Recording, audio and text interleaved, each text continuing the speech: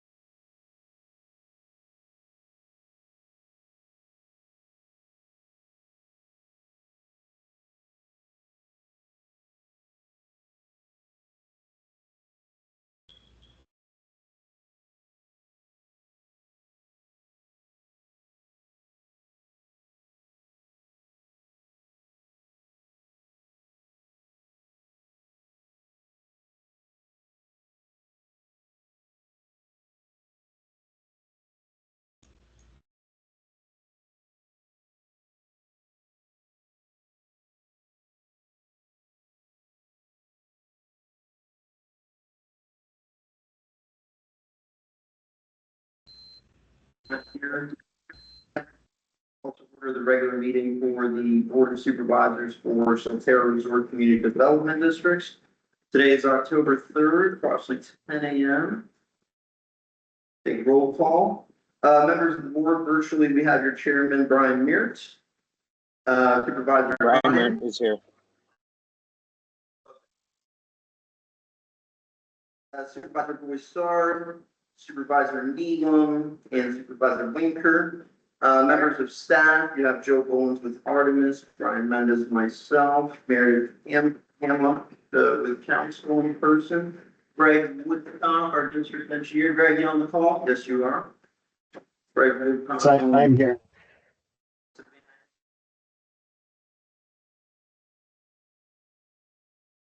Yellowstone and our aquatics maintenance as well. Peter and Vicky, yes, Matt. All right. And we do have members of the audience. So I'm gonna open up the audience, public comments, really quick. So we have a 30, 60 day, 90, 30, 60, 90 day plan. When we took over, the priority was to transition, transfer of documents, and get operations underway. Now coming into where we kind of have our things situated, we're going to start to just give friendly reminders to the audience, to how the board operates, how meetings are conducted, so on and so forth. So just going to read a disclosure into the minutes. Members of the public are provided the opportunity for public comments. Everybody has 3 minutes to review any of the agenda items that you would like to bring some additional inquiries to the board's consideration. The board won't always respond instantly. A lot of times we will cover your questions in the agenda topics. So please feel free online as well. Make your comments known, and then, don't be intimidated if they aren't responded to instantly. We'll just, for efficiency of the meeting, we will cover them in the specific agenda topics. And then just a friendly reminder, speakers shall refrain from disorderly conduct and maintain decorum, just so we can ensure an efficient meeting. All right, then I'll open up to public comments. First, we have a sign-in, so we will have Mr. Jeff open up for comments first. Okay, thank you all for being here. I just had a few things I wanted to go over and touch base on some of this stuff. Hopefully it's going to get follow-up. I see we're running a gym open 24/7. Everybody answer some of the questions about that. As far as surveillance goes, if we're going to have it for all of them. So unfortunately, anything as far as surveillance is the all shade items that I can't comment on. Yeah. Right? Feel free to email me. I could follow up after the meeting with I appreciate your concerns about that, Jeff. It was open at 4 a.m. The clubhouse was not manned or attended at that time either. So We just made a decision to say, well, what difference does it make if it's 2 AM or whether it's 4 AM? There are measures in place to keep people from accessing the pool.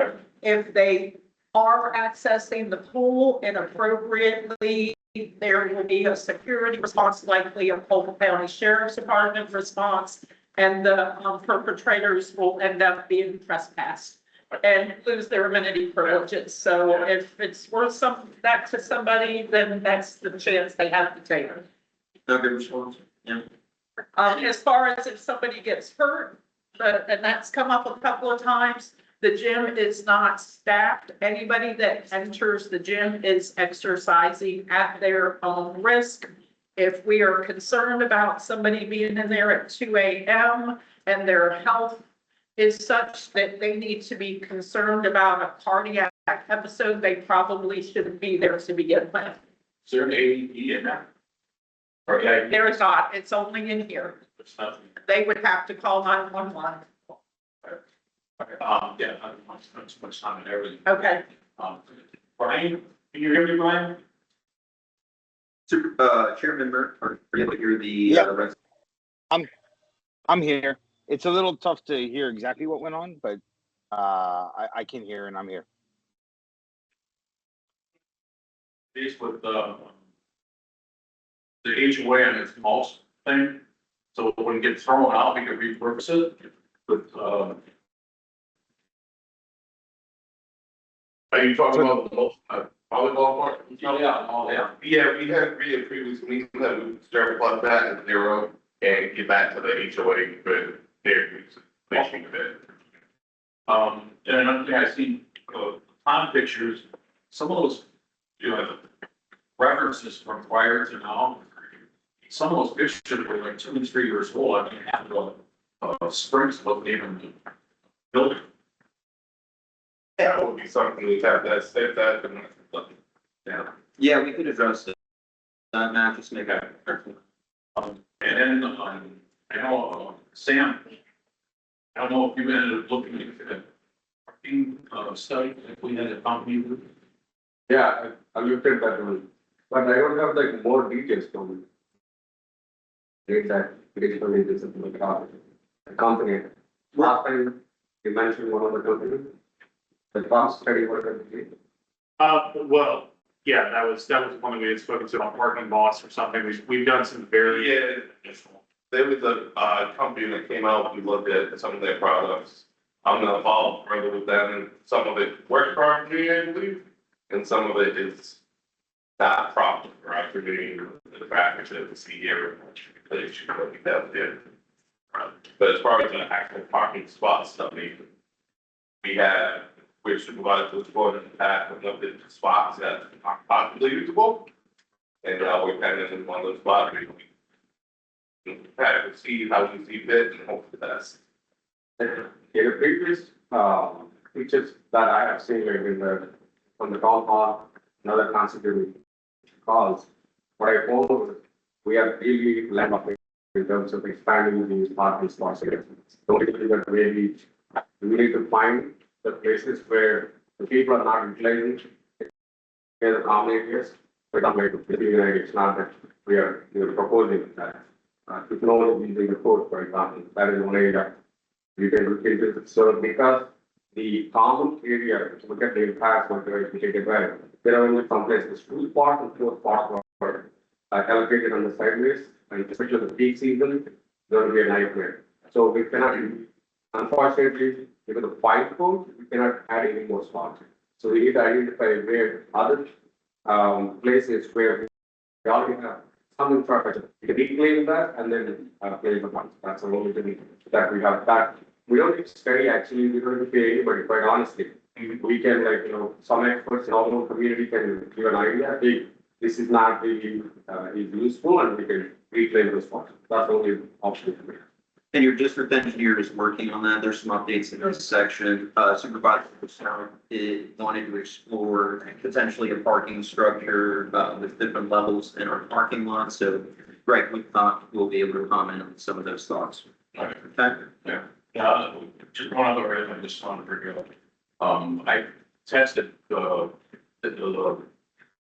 Brian, I don't know if you've got it, but about the spraying that they were doing to find, the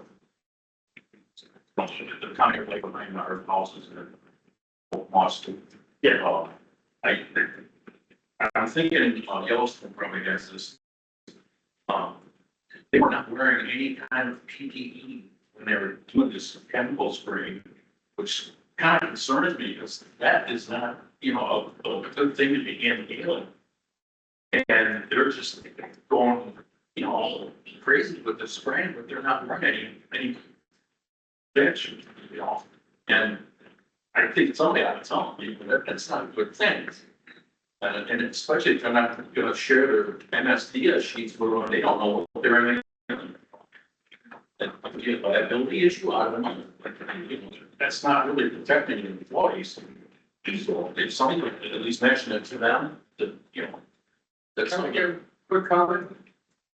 I just want to make sure it was us because we are required to wear PPE. All of our employees, we have strict guidelines for that sort of thing. And our teams have MSDS sheets and all the trucks they're required to. We actually get audited by our safety officers to make sure we're following those protocols. So if you ever see someone that maybe Yellowstone, you want to snap a picture, but. No, that was Thor. Okay, that's the issue, I got you. Well, we could have Joe follow up with your team, just to send them a note. Good observation. Thank you, that's all. Yeah, no, thank you for the comments. Any other public comments in the room? Just need your name and address for the record. And all of it is here in our own house in 4163 Oaktree Drive. They call the house, it's easier. And I want to know if you're gonna give an update on the front gate. I didn't see anything in the agenda. I have a specific concern and a question as far as the front gate. Yeah, because they don't, I tried to look at the minutes, but the last minutes that I saw, the site was done in July. I didn't see anything.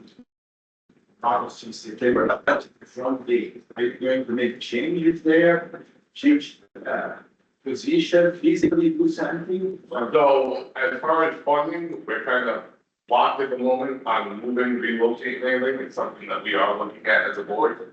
The traffic study, different items. We have implemented some technology up there to make check-ins faster. And I mean, over the last month and a half, we haven't had any type of backup up there. It's been maybe 4 or 5 cars deep. And there's been very little delay. Traffic's been going good. Our traffic times are actually down as far as people coming in with the Solterra at the moment. It's low season. So we're working on new technology. We implemented another printer, another computer to kind of move traffic through a little quicker. The idea of leaving the gate a little bit backwards. We have looked at that at the board. It's upwards of $1 million to move that gate, move all that equipment and everything else. So we have a reserve study that we're working off of now based on what we currently have in our budget. And then hopefully at some point we'll have that money to look at that and say, hey, this is a value to move forward and we can do it financially without increasing people's rates. Because anything there is, if we spend $1 million there, your rate's gonna go up. Everything's rate's gonna go up, other than your full time job. On the other hand, the property very good to want to.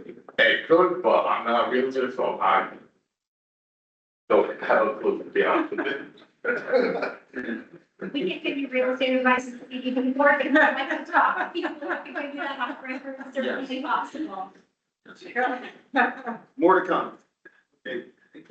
And you go to email, and so it's available all the time by email, or if you're in a WhatsApp chat, like only with the lady, that thing anytime. Okay, thank you. Thank you. Any other, in the room, audience, public comments before I take the, online? Yes, sir. It's 87575. I'm gonna start with diving headfirst into a pool that's unmarked with depth. It's not very good. It's not a smart thing to do. Crack your head open and kill yourself. Jumping into a relationship with a vendor that has no experience operating a cafe is probably not very smart either. The last meeting was evidence of what I consider to be a lack of preparation for the taking over of the cafe as we learned in the middle meeting. that our licenses were not going to be there, and we could not move forward with the plan outlined by the board as guided by the vendors that are there to guide the board. I would like to strongly suggest that we get some experience with this vendor moving forward so that we know if they're going to be capable of doing the things that we've already laid out for them to do before we give them our most valuable asset, which is this cafe, which is a money generating facility. And I would venture to guess that already we should have our answer as to whether or not they're going to be capable. Because right off the bat, we got into a pile of mess and had to call our vendor back to save our experience. Thanks. Thank you. Any other audience comment? We will be addressing the cafe in the agenda and we'll be able to make some responses to those inquiries. Any other audience comments? Hearing none online. Anybody online make inquiries for the board on the agenda items today? Give you guys a minute to get the technology handled here. No comments? Okay. All right, looks like no further comments at this time. We're gonna go ahead and open up to community updates. General manager, Joe Bullins. Okay, good morning supervisors. So I will just kind of do as I usually do. I'll just briefly go through some of the touch points and if we have any questions, we can do that.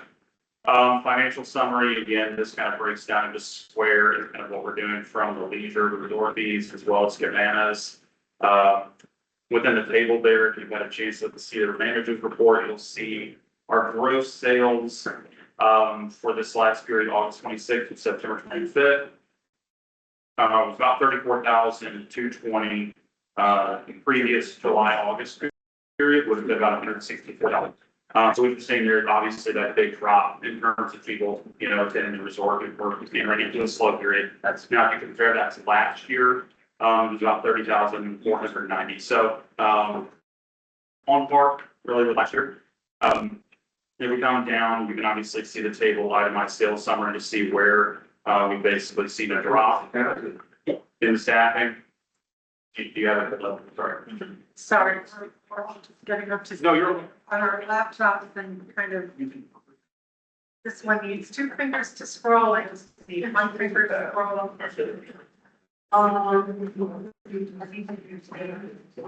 Yeah, I reviewed all this in very detail.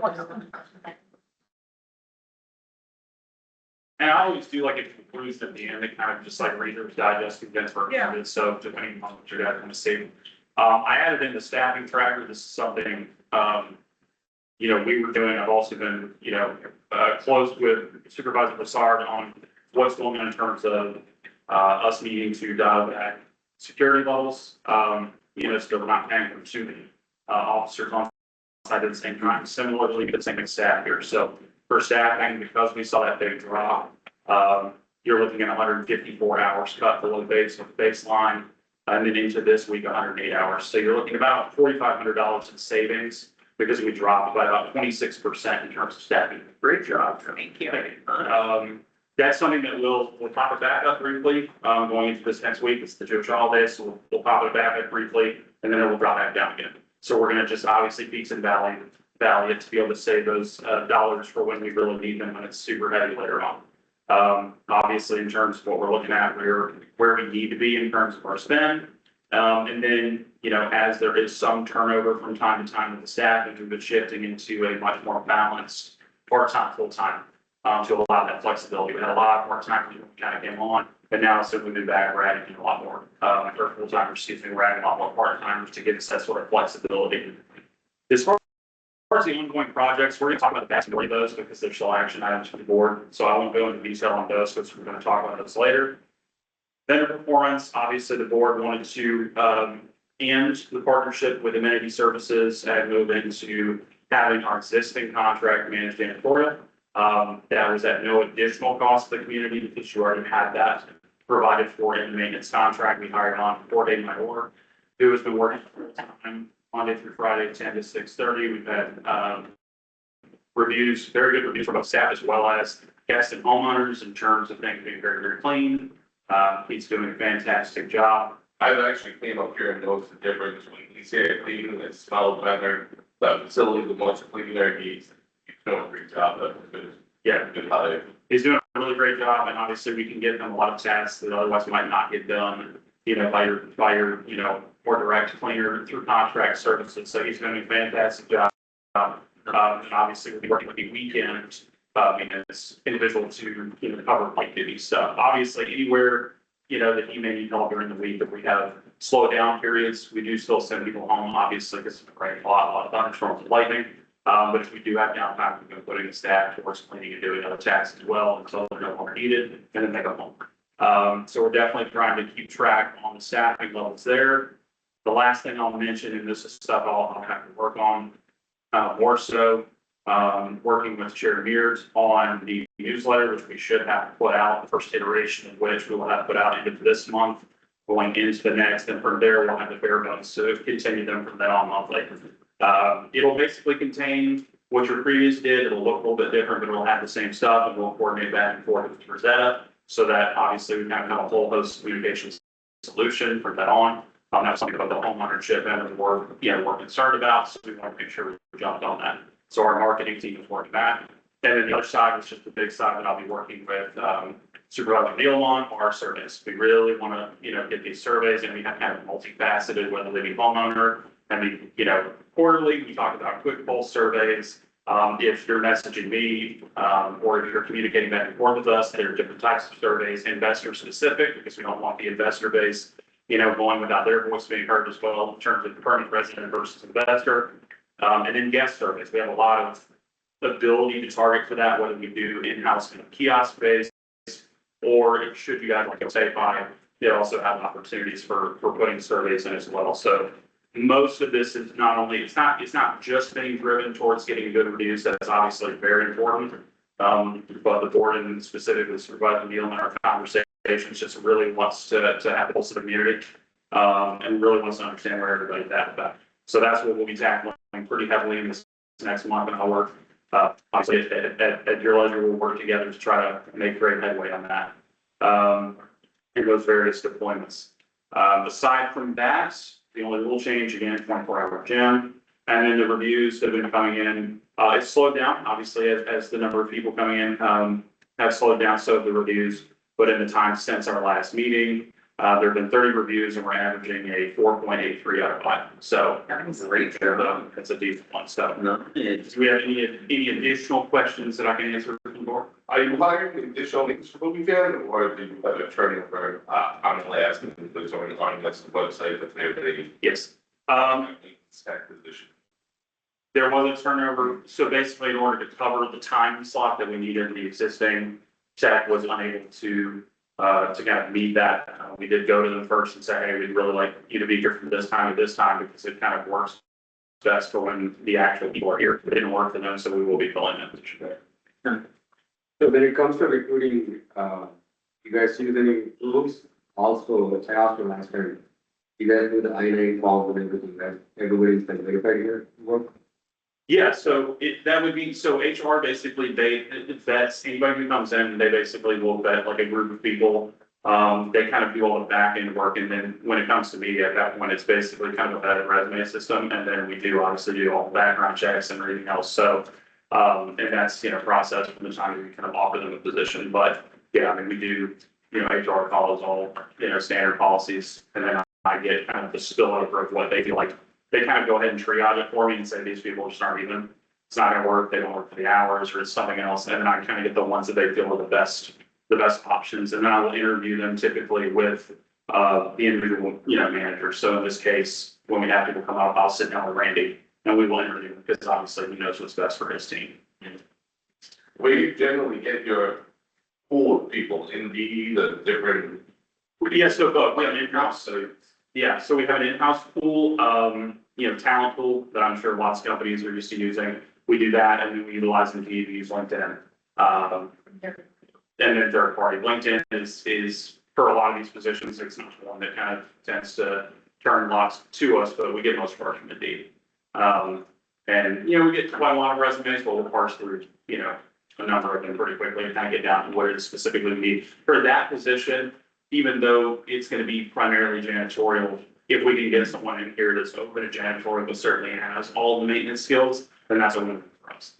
Because down the line, even though they're part-time, down the line, if we need to convert them to full-time because somebody leaves, then we have that candidate here that's known, and maybe they have certain capabilities. That's why it's great that we have multiple CPOs on staff at the pool.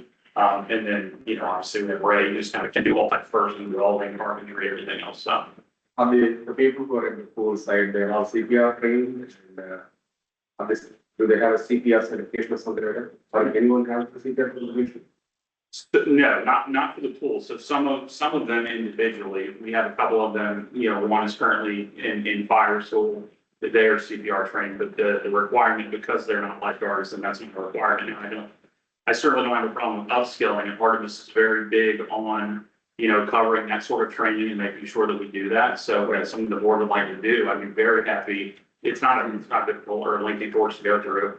But we'd be happy to have them do that. So there's companies that generally come out and do it, they're feeling cheap, they'll do a basic first aid and CPR class and. Yeah. Now, correct me if I'm wrong, but when we got the AED brought into the building and installed, wasn't there a class to teach everybody how to use the AED? Yes. Okay, But in terms of just CPR training. but yeah, and that would warrant a 911 call. So, right. The more you have, the better. And obviously, again, if it's free to them, it's another cert that they have that they can throw on their application. So I don't know why they wouldn't want to. Is that something that the board would like us to move on? Because we are a resort, the guests are coming, right? Right. I mean, I do believe that that would be helpful, but you know, even if somebody is CPR trained, that does not obligate them to perform CPR on a person, even though they would be. Certified lifeguards or lifeguards on Yeah. duty unless they're.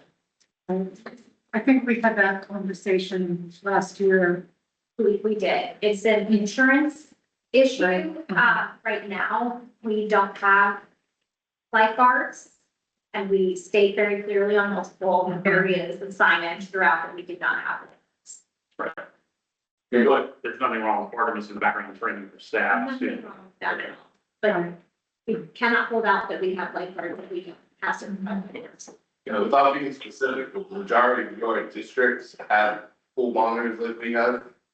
Yeah, highly amenitized districts like Solterra do have some form of on-site staff, but you do have, from my district specifically, some of the most on-site staff in terms of pool monitors regularly. We do have a few districts up in the North Florida area that are similarly resort style that do have a similar number of pool monitors and on-site staff, but they are not certified. So I typically, you know, it's just so you know where I'm coming from before I make the statement. It's I'm a person who believes you try to help anybody that you can, whenever you can. But something was brought up. I was at my doctor's office with my 90-year-old mother, and he was talking about when he was first in the ER as an intern, and somebody came in who was elderly and had osteoporosis, and he was told to, you know, do whatever with the chest compression in one boom and cracked all of the bones. And so I'm wondering, what is the liability Good Samaritan. if one of our CPR trained people steps in to help and actually hurts? That's an excellent question, and I would love to have the opportunity to research that and get you an appropriate answer. Okay, thank you. And that is a very common consequence of anybody that is receiving appropriate chest compressions is rib fractures. And honestly, if you're doing it appropriately, you would almost expect to fracture ribs. Especially when you have big people. There's a power behind you, and you never. That versus a rib fracture. Yeah, exactly. But I think we should know what the consequences are, and what they're. Maybe we need that answer before we follow it. And making sure we're covered for insurance before allowing our staff, not instructing, because I don't think we're allowed to do that, but if we're allowing our staff to intervene medically, I think that they should be apprised of it. We should our insurance should cover that. Should I call the teachers? We'll look into that. Okay. I'll look with you if we need Aegis involved, the district's insurance carrier, and Joe also. Yeah, I see the point. I'm fairly certain I know the answer, but I do not want to speculate on the record without the opportunity to confirm. Okay. All right. Can you copy in Sandra on that too, just if you have the pipeline or higher, so make sure that you guys are talking, legal to legal, we can just make sure that everybody's covered, everybody. Right, I think that's what I had a comment, but thank you. Yeah, Just to throw this in, myself and a few other people that have legal are training CPR. And as far as the company goes, we're told that if you do it, you're doing it on your own and you're a citizen and if you do have something happen, we're not to be held liable because we're helping. So I mean, that's how we handle it. no, thank you. That's good information. Okay. Lastly, Joe, about the newsletter, 1.2. I think the Vijay did a good job. They polished the newsletter we needed better for CDD. I kind of like to know the information. Yes, can take a look at it. Yeah. No, I believe you guys provided that newsletter the week before. no. So what we did in the meantime, this is kind of a front steps based thing. So the HOA board, in my conversations with them, again, this is something that we still have to vote on. But right now, the HOA board would like to see if we could funnel everything through front steps. In doing so, we could drop the constant contact. That's going to save money for the district. And then it would kind of be one group that we're basically sussing all the stuff through. I did kind of use like a new variant. It's kind of a low-level HTML version to kind of get some information out. We are going to have enough proofs of the new newsletter that they're working on. I can send that to the whole board, but who's going to work with the chairman on that. And then you guys can just kind of weigh in. Do you like the colors? Do you like how it flows? And then, that's another thing we can ask in a survey, once we get it out there, hey, how does this compare to what you've seen in the past? Is it too much info, too little? And then we can kind of go from there. But we're just going to build out the skeleton, and then that way, really, I want our lifestyle supervisor to kind of weigh in with content so that it becomes, less of the same old. And what other frequency do you think you're looking at the person? So, and that's up to y'all. I believe we had kind of discussed, we thought weekly was too much, so it's monthly okay for that. It would go out the month, it would go out at the tail end of the 1 month into the next. So like it would go out at the end of this month for November. Yep, so you put like Melly's bank calendar in the end that says, hey, the bank that we're offering this month. Yes, it would have all your normal links as usual. It would have the link for the next meeting. It would have a link for the town halls. It would have all that information. And then we don't want to obviously, browbeat people, but we can certainly put in like the one I just sent out, kind of reminders ahead of time for each meeting, and just have them auto generate so that we don't fall into. Is that you guys did it? Yeah. Oh, Through front steps, yeah. Yeah. Oh, I want to take the credit. I like it. Yeah, no, but we did speak with them, yeah. Oh, We did I speak. like it. It was good? Oh, Okay. fantastic. It looked a lot better before I put it in front steps, because it was CSS, and then front steps kind of killed it off into HTML, but it's okay, and it's, it's something we're working on. So the newsletter will likely come as a PDF attachment, so we'll do it a certain way, and then the PDF obviously can be open and look much pretty, so. Yeah. And I'll I'd update the like board once a on month, because then we're not creating email fatigue from people. And then if there's other things that have some urgency, they can be sent out separately as their own notification. Right, the only thing I need to do, and this is just, it's on the back end of the IT side, is I did notice, or Chris thanks for the HOA notice, so when the SMS goes out to let people know, it does say HOA. So I just needed to separate, so in the time I send the CDD, it's very clear. No, but I like that, because then I get that notification and I go, oh, let me go look for this. So I like that. I appreciate that, again, we're, thanks to, Brian and the board, let us know about the need for that sort of communication gap, and then Brian and I coordinated, so we'll have to move forward on that. Yeah, I got more updates on my report on what our role will be in the town hall meeting. Correct. All right, general manager updates. Any other questions from the board for your general manager? Joe, great job this month. A lot of wins. Thank you. All right, jumping into landscape maintenance. Before we jump into Yellowstone, wanted to give the board a fun win for the month. So, last month, the board approved a not to exceed amount of $3,500 for the potted plants project. I am happy to report that we have been able to do that project for $1,350. not including labor hours, so there might be some cost there, but as of now, you've saved $2,168. And Supervisor Winker has done a phenomenal job at doing research on the plants that we're going to be installing throughout the amenity area and making them not only aesthetically pleasing, but in the future, it'll be interactive because you'll have some fruits throughout the community. Any updates on that before I get into? Yeah, so one thing that I wanted to say is that, we were able to, and not to sideline Home Depot. But, or you guys, you know, when you source plants, I went to a lot of professional nurseries, and found they, you know, of course, you're not gonna warranty anything that we're maintaining. And the professional nurseries, they don't warranty anything once it leaves their shop, that's it. But I found that they're actually more expensive than places like Home Depot and Lowe's. Lowe's actually has a great selection and lower priced than the professional wholesale nurseries. And they warranty all of the perennials for a year.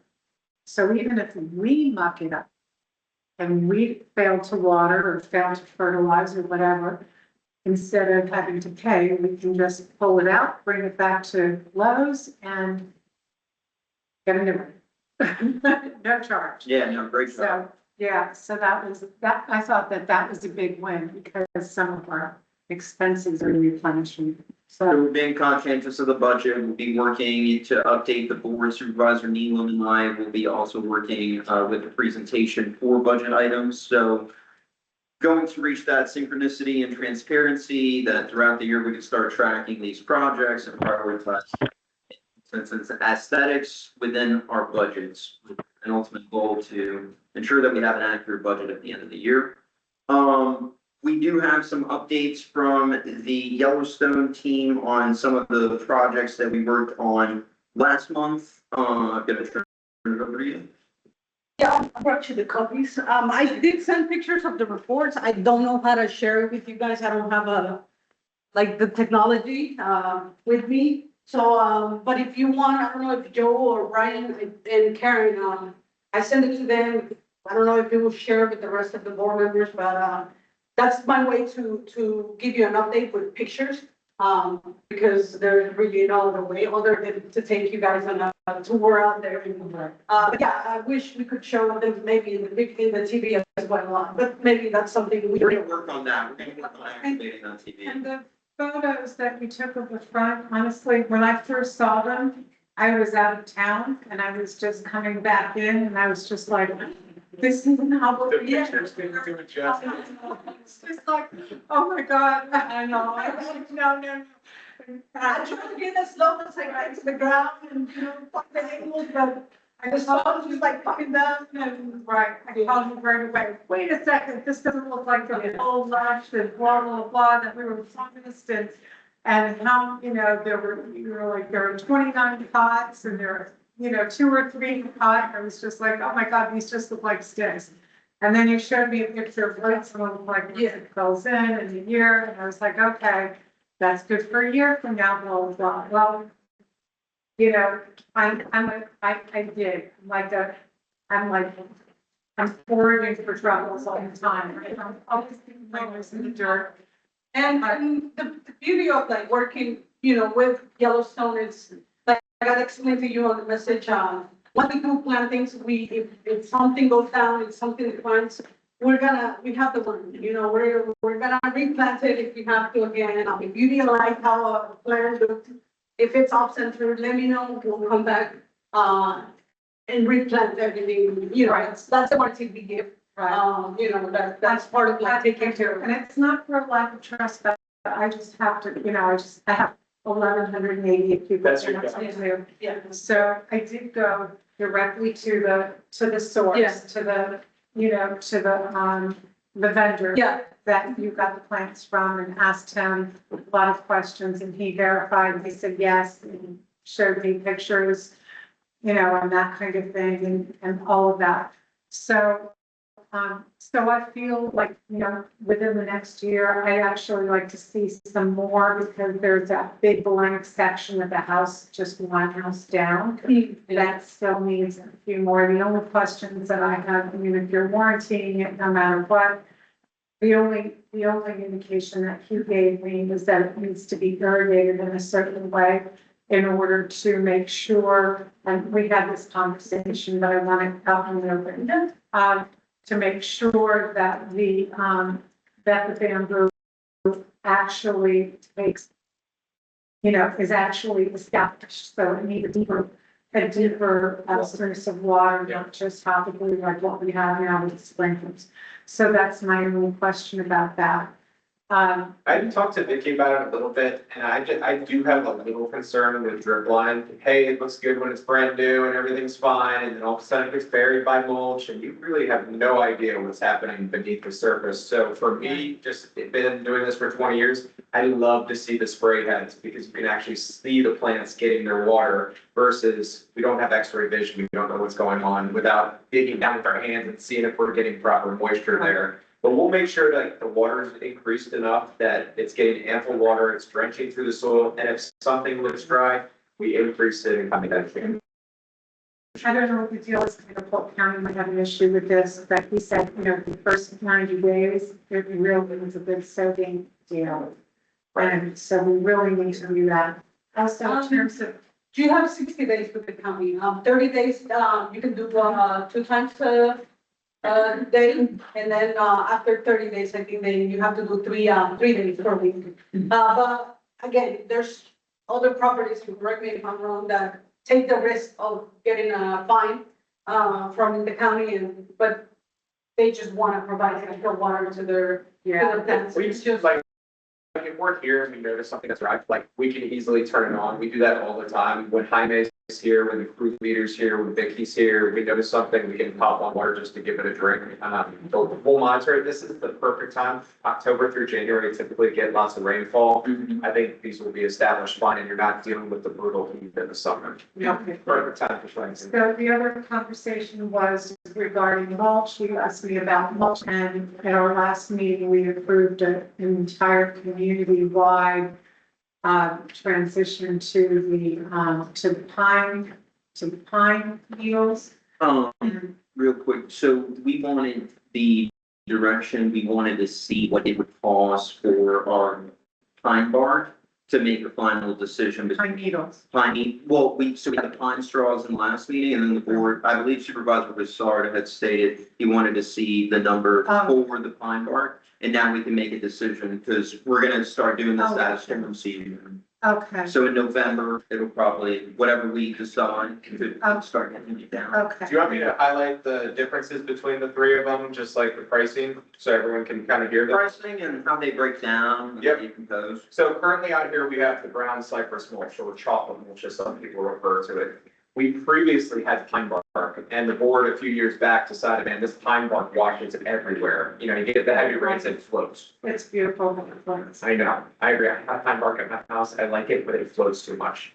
So with this community, we went with the chocolate brown mulch. That's what we've been doing the last couple of years. That pricing to do a full wide community mulching was $61,090 to go with the existing mulch that's out here. If we were to do the pine straw, it's $44,785.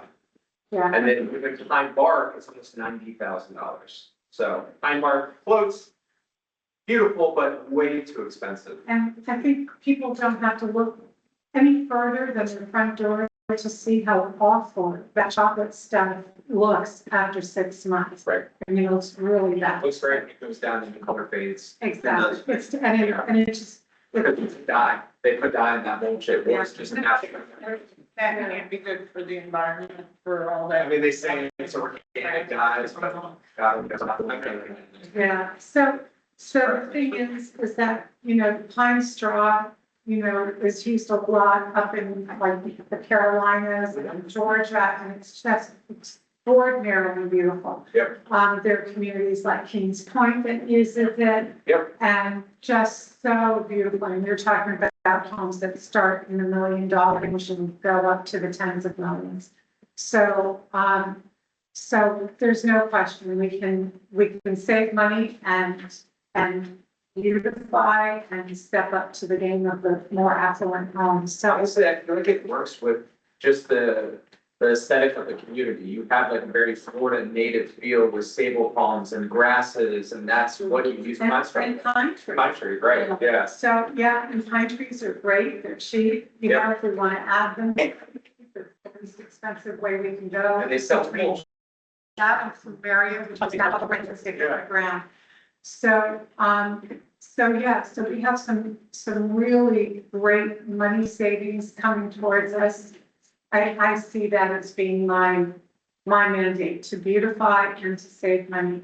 The other thing is for the pine straw, we don't have to do any mulch removal, as you pointed out in the last meeting. What's happening? It's just gonna It would be just this pool area, was the area that we thought that we should do Bill got quite a bit here, and this is where we were talking about maybe repurposing that mulch for the HOA. So, I mean, still some major cost savings going with the pine straw and I think it was 5,450 for the extraction, right, okay. So you're talking about $50,000, which is still 12,000 under going with the chocolate mix with the mulch removal. And I just have one question, because I wasn't here for most of the meeting. Was the pine straw proposal inclusive of the amenities? Or was it the outside of the amenities areas only? We did two. There was one for 35,490 for all the common areas, with the exception of the clubhouse, and there was one for 9,295 for the clubhouse area, amenity area. The total of that was 44,785 for the total entire. Okay, because there really hasn't been a conversation with me and you about the direction of landscaping for the pool and the amenities area. So I think that maybe we should defer on this while we kind of create what that vision is gonna look like. And we work with you and or Karen. I know we tried to do it separately, but we did a bunch of renderings for the pool area, and if we are gonna do those plantings, it would make sense to do it all when the pines from. Absolutely. Do the plantings, then come in afterwards. Yeah, let's, Smart.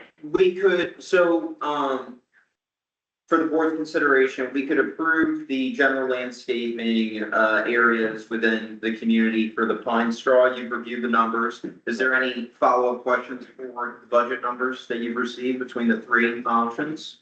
Could you repeat, just for the record, the pine straw, that's for common areas, accent the amenities center? Yes, 35,490. Thank you. Yeah. I think in my point of view, like pine straw, cost wise and also the look and feel, looks much better. Also as I said, like, you know, it does, I looked at some of the pictures of the last lady and they're looking good. Yeah, I'm excited to see it. I haven't installed pine straw. For the investment can. And if you want to review the renderings that we submit, because we did submit like for clubhouse, and some of the parks, I call them parks and common areas, because I did, all the proposals that I submitted don't have, mulch or pine straw added, because I do recommend installing plants, before we commit to anything. That way it's gonna save me money, you know, I don't wanna like have them install the pine straw, then you come back and decide to add it, and then, you know, when we install plants, we disturb the area, obviously we try and preserve as much mulch or pine straw, but you do lose material when you're moving. No, of course, it definitely makes sense to do the plantings before we do the mulching. But we're not going to be able to do all of the things in the plan. So when we first met and drove throughout the community, we were reviewing, you know, the wish list, if you will, what we'd like to do over the year's time. And we're gonna have to phase it in. That's right. We can't do everything all at once. So I really needed to have, to be able to anticipate what our expenses are going to be going forward. And from the visuals and from a utilitarian point of view, decide what is going to be our priority and how we're going to roll it out. So, so yes, very much appreciated all of the work that you put in. for the, you know, for these quotes and everything else. But we're gonna have to now kind of sort it out before I'm ready to present it to the board. I want to make sure that it's an intelligent plan. And that I can say, well, we'd like to do this first because, and this is what it's gonna cost. And then we'd like to do this second because, and this is what it's gonna cost. So that takes time. I don't want to, in the past, we've just like thrown out, whatever. This is a new generation, new iteration. And our design is a service for you all. I mean, whether you do stuff or not, whether you buy your own plants or not, that service just as a customer of ours, you're able to use her how you see fit, so. Yeah. ChatGPT, Prior is to- my friend. Yeah. And I've been able to come up with some pretty amazing renderings, Yeah. you know, until 6 o'clock in the morning. Don't tell her you're trying. Okay. On a little side note, like when I did my site inspection, like Alamandos are loving the property, like, it's really, it's like, I'm really proud of that beginning. I know we were like a little concerned, but No, like, I love that one. I don't look up by the pool because they shed everything, all those beautiful yellow flowers. I think I brought up the element, you know, I don't know everything. I learned from a client of mine. His entire yard backed up to Big Little Econ State Forest. He used a section of the forest as his own yard. He planted all of these Florida-friendly, you know, type of plants, and Alamanda was everywhere. And it's just so beautiful. Yeah, it's pretty. But it sheds. All of those yellow flowers shed every single day. And every single morning, there's a new flourish of flowers. Like a Mexican continue. Right, exactly. And so, you know, we have to be careful about where we place them. But yeah, I mean, and I'd like to stay in that vein with plants that are just like grow by the side of the road. You know, lantana, amazing, beautiful. I was in Tucson, Las Vegas, and all of these places where it's dry, sandy soil, hotter than Haiti.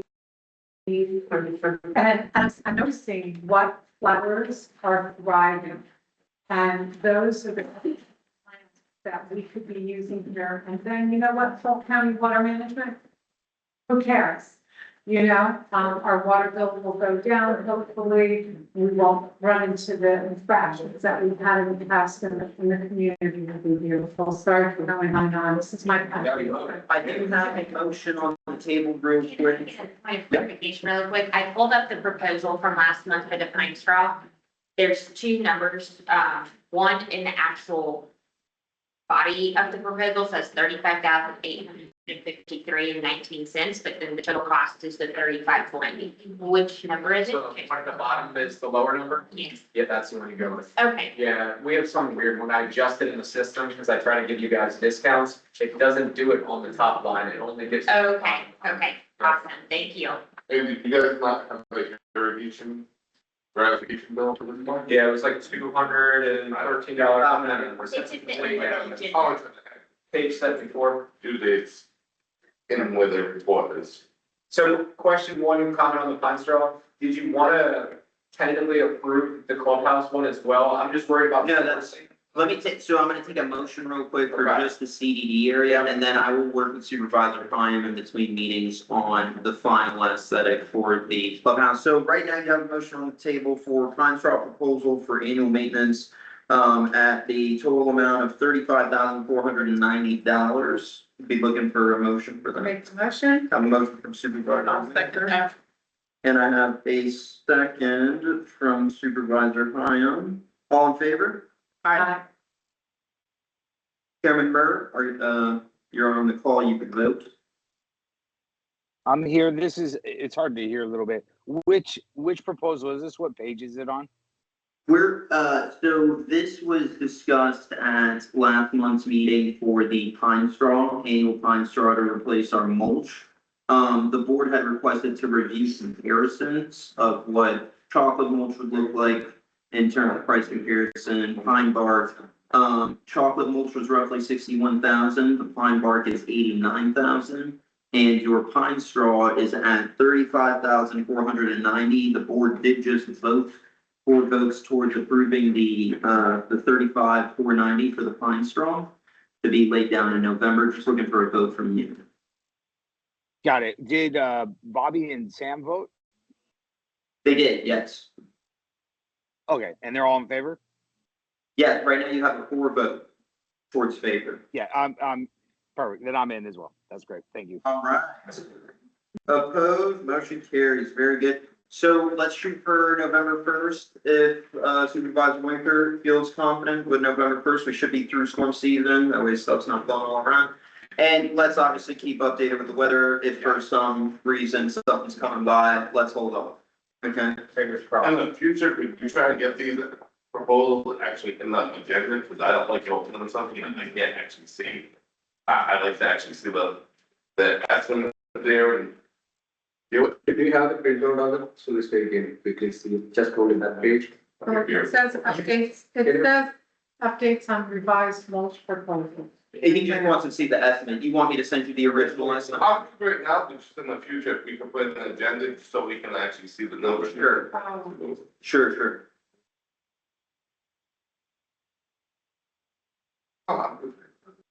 But I'll send it to everybody. I'll make a quick note. I'll send the proposal for the 35,490 to everybody on what's been approved. Let me make a quick note. Send board bid. Okay,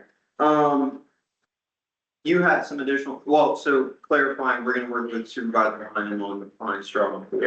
So then we'll, presentation at the next meeting. Absolutely. Couple questions on the previous, proposals that we had approved, just for kind of like an itemized checklist. So we had the, proposal ending in 764 for the flush cut of the decaying palms. That's been accomplished. Nice.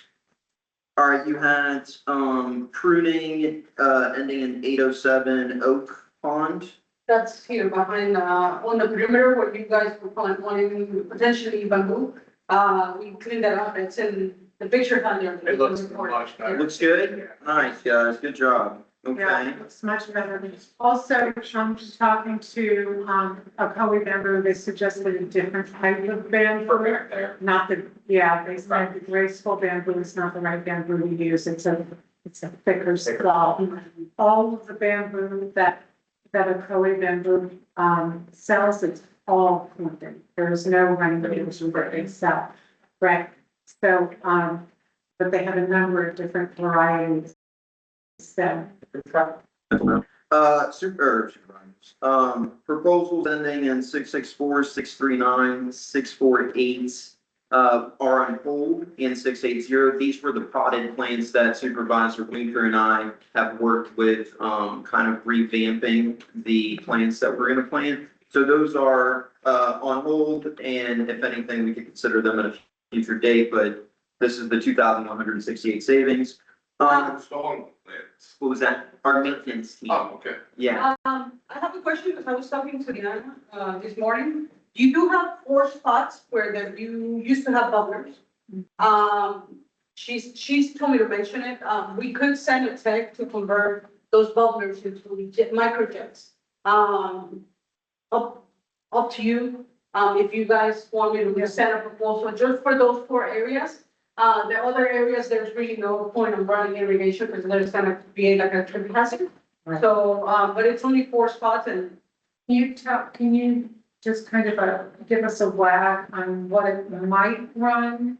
So that we don't have to wait another month, because we'd like to get those plants installed, and I don't want to wait another month to find out. yeah, less than $300, less than $400. I would say, yeah, like less than $300. You're going to do it I would $300. be interested in seeing that. I know Deanna has already kind of been working with her staff for a watering schedule and identifying who would be responsible for that on their list of daily, tasks to complete. The only concern that I have is if we have a couple that are self-watering and then we have some that are not self-watering, that we might have a little bit of overwatering or underwatering in some areas, so I'm not sure what the risk of that might be. Can we ask Deanna? Deanna, what is your opinion on that? Do you think that it would be better for staff to know that those 4 on that side are not to be watered and to let that happen automatically? Or do you think it would be better? So that was the intention of having those on their own, doing their job, and then the rest we want to border them since the irrigation is already in there. And she gave me that suggestion because to put it in from the bottom, it's not gonna do the job, the water's gonna stay in the bottom, one month to the top. And Right, so it has to be piped up. can we approve it as a not to exceed? Well, that's different than. If you're going to that tiny place that winds up with the county water, It is spaghetti tubing, so you do run risk of it getting clogged. So can you just actually, I mean, you're at Home Depot, you know, right? Couldn't you just put a thing that, you know, like some sort of hose that goes up and then put a like, not a sprinkler head, but an irrigation thing, like It's a microjet. a microjet on the top, so it doesn't clog up, so it's coming from the top. yeah. Yeah, it's still like from time to time clock. When we do the irrigation, I'll make sure that the, tech. And it's like any plant, this is gonna be right in your face, if we're seeing it's dry, call us, we don't clog it, if there's a super simple, we're here all the time, not a big deal. And if you see it's dry, you guys are watering another pot some water on, but it would be a nice fail safe to have irrigation there, just for those who are near aware. It's not a huge job and not a lot of expense. Can we maybe work on that number so that it's like, if we can do not to exceed of like $900 or $800? I said under Under 300. I mean, for the whole thing, you said for each pot. Yeah. Okay. Yeah. Make a motion to have Yellowstone install micro irrigation in the pots. That we cost us not to exceed 300%. Put together to put the blenders together. Yeah. Okay, so I had a motion on the table from Supervisor Hyam on a not to exceed of $300 to award Yellowstone the irrigation for the product plants, the micro. And I'll second it. Supervisor Winker seconds the motion. All in favor? Aye. Aye. Opposed? Motion carries. Very good. I'm negotiating against myself. All right. He's there. Yellowstone, anything else before we move on to aquatics? Just that irrigation, report that was in Yeah. there. So if you guys flip to page 75, there is a proposal. I think it's 75 from what I see on my phone for around 200. So if you go to, what is this term? Which tab are we talking about? Oh, sorry, now I'm sorry, page 73. 500 came on, so 300 for all is good. Yeah. This is just a report. Yeah, the irrigation report. Oh, this is on ratification. Okay, yes. We can address that, but I just need to know where to find it if we want to just, it's on the It's on tab 6. tabs, oh, ratification. Yeah. $8.94. It's getting here, getting there. So 213.94 irrigation labor, some spray heads. Okay, here it is. That's from your, which one? Okay. I'd like to make a motion to approve proposal 602422 for the irrigation repairs for August of 2025 in the amount of $213.94. Thank you for that motion. I'm gonna take it along with the ratification items when we get to that. Yeah, we've already approved it. Okay. Yeah. Okay. They just wanted to bring it up. Sorry. Oh, sorry.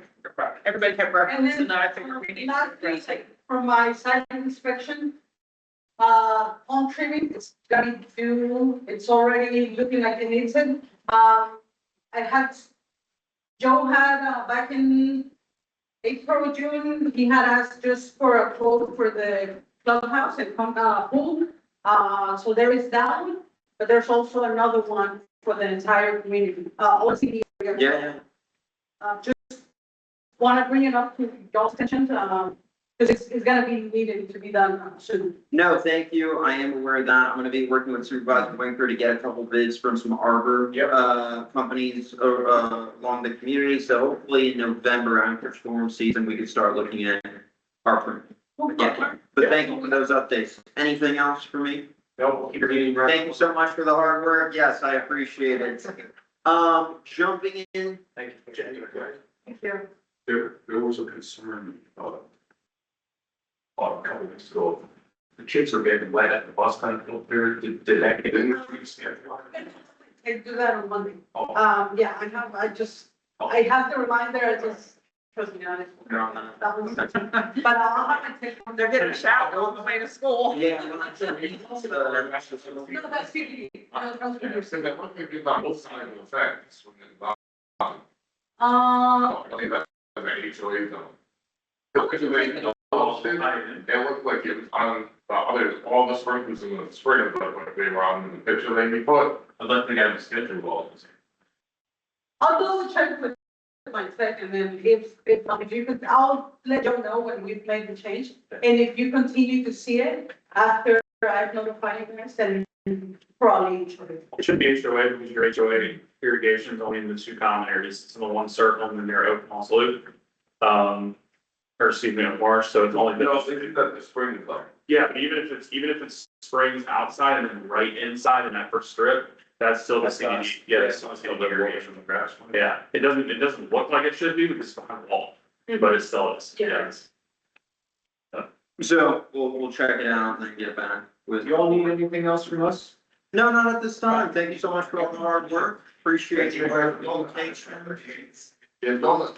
Oh, And donuts.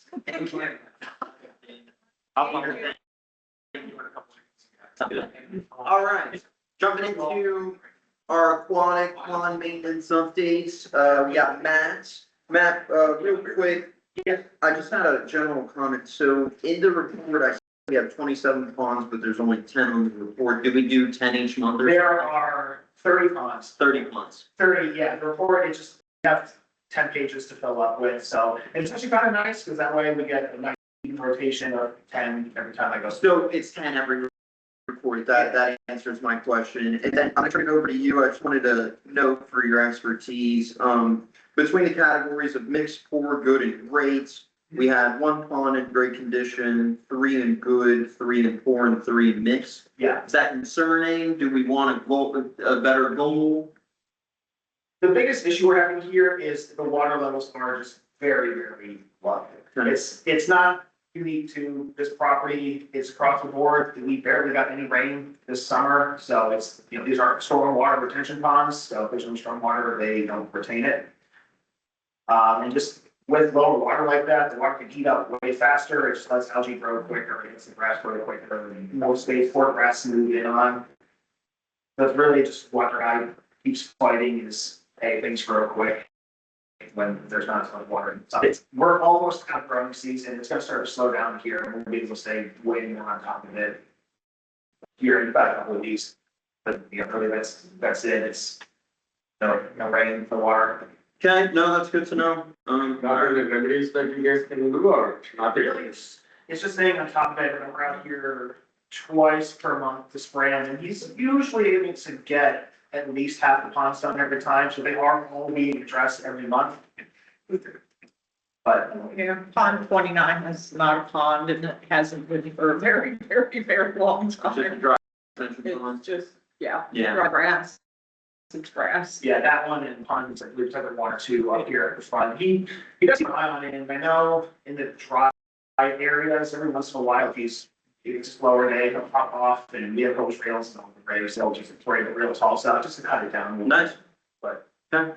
We'll turn it over to you for full status for anything to bring to the board. You got some proposals. yes, we'll get to those. Yeah, there wasn't one thing I mentioned in there. I brought it up a couple months ago about someone throwing beer cans and bottles of beer in the pond. Wow. Or did say like, hey, we'll take a look at it. And she did this, stopped the blood. And that's then pond 18 at the end of Spring Main. Reports pond 8. So it's the same type of stuff. It's It's always, It's probably not a guess then, because So you said all of the it's all, so it sounds like it's a construction, so my Like I guess, said, I dealt with this other day I do security. And one of my properties, they had construction workers there, and this become a ongoing issue with volunteer review costs all over the place. So, there's no construction there, that's what's. and then it might be a construction company. You show me where? It's on pond 18. On 18. Pond No, I've been. Someone. 18. Well, that's Talking on charges. Oh, it's just downstairs? Board members, we'll just go one at a time. For the records. There's no access from the outside surrounding properties there. There's no construction. It's why, so where there was a real bad problem for about 2 months back in like March, April, when I first brought it up, and then we said, hey, look at it, stopped, and now, that, so I don't know what happened, but it's always, I'm not researching any names, it's always empty cans of Bud Light. and- Do we need to put a trail cam in there, Joe, till we figure out where it's coming from? Well, let's send a friendly message to all of our, branch managers. I mean, just being honest, it's probably your labor pool. They're out there working most likely. So we'll just send a friendly training reminder. So Bobby had a point, maybe somebody back there owns a construction company or has some sort of vendor, and then they collect these things from the week and then dump them out there. From what you're gonna see in the ponds, it looks like they're coming from somewhere on the street, because you have that inlet drain right at the end of the cul-de-sac, and everything is collecting in the minor section right there where it dumps into the pond. It's always right at the end of that. So So can it's you, somebody putting it in can the storm you line. identify the range of addresses near this storm drain? Yeah. With maybe Joe's help and try to ID where it is? There's no houses immediately next to the drain, like the drain would sit kind of like maybe where those doors are. It's right behind that, and the houses start kind of back this way, because it's the end of a loop in the street. Can I That's ask, so. how much is it around here? How much is it to buy one, own one, operate one? Run power. Yeah, I mean, They're best. They're selling, what house? probably sub 1,000, I don't know how. I mean, Jane. I don't want to make that would be, but I've had them before and they're decent. We could use our, golf cart, go out there, pick it up, daily, see what we're looking at in terms of trying to capture them. But not being specific, the district should own, Yeah, we should have too, because we haven't posted on Bowen Road where the trespassing was. That's why I think about. Yeah, that's a shame. Yeah. But, do you have any ideas on like, how to remedy, do you have any solutions for that? Think of it? No, I think I was just getting on the application. Yeah.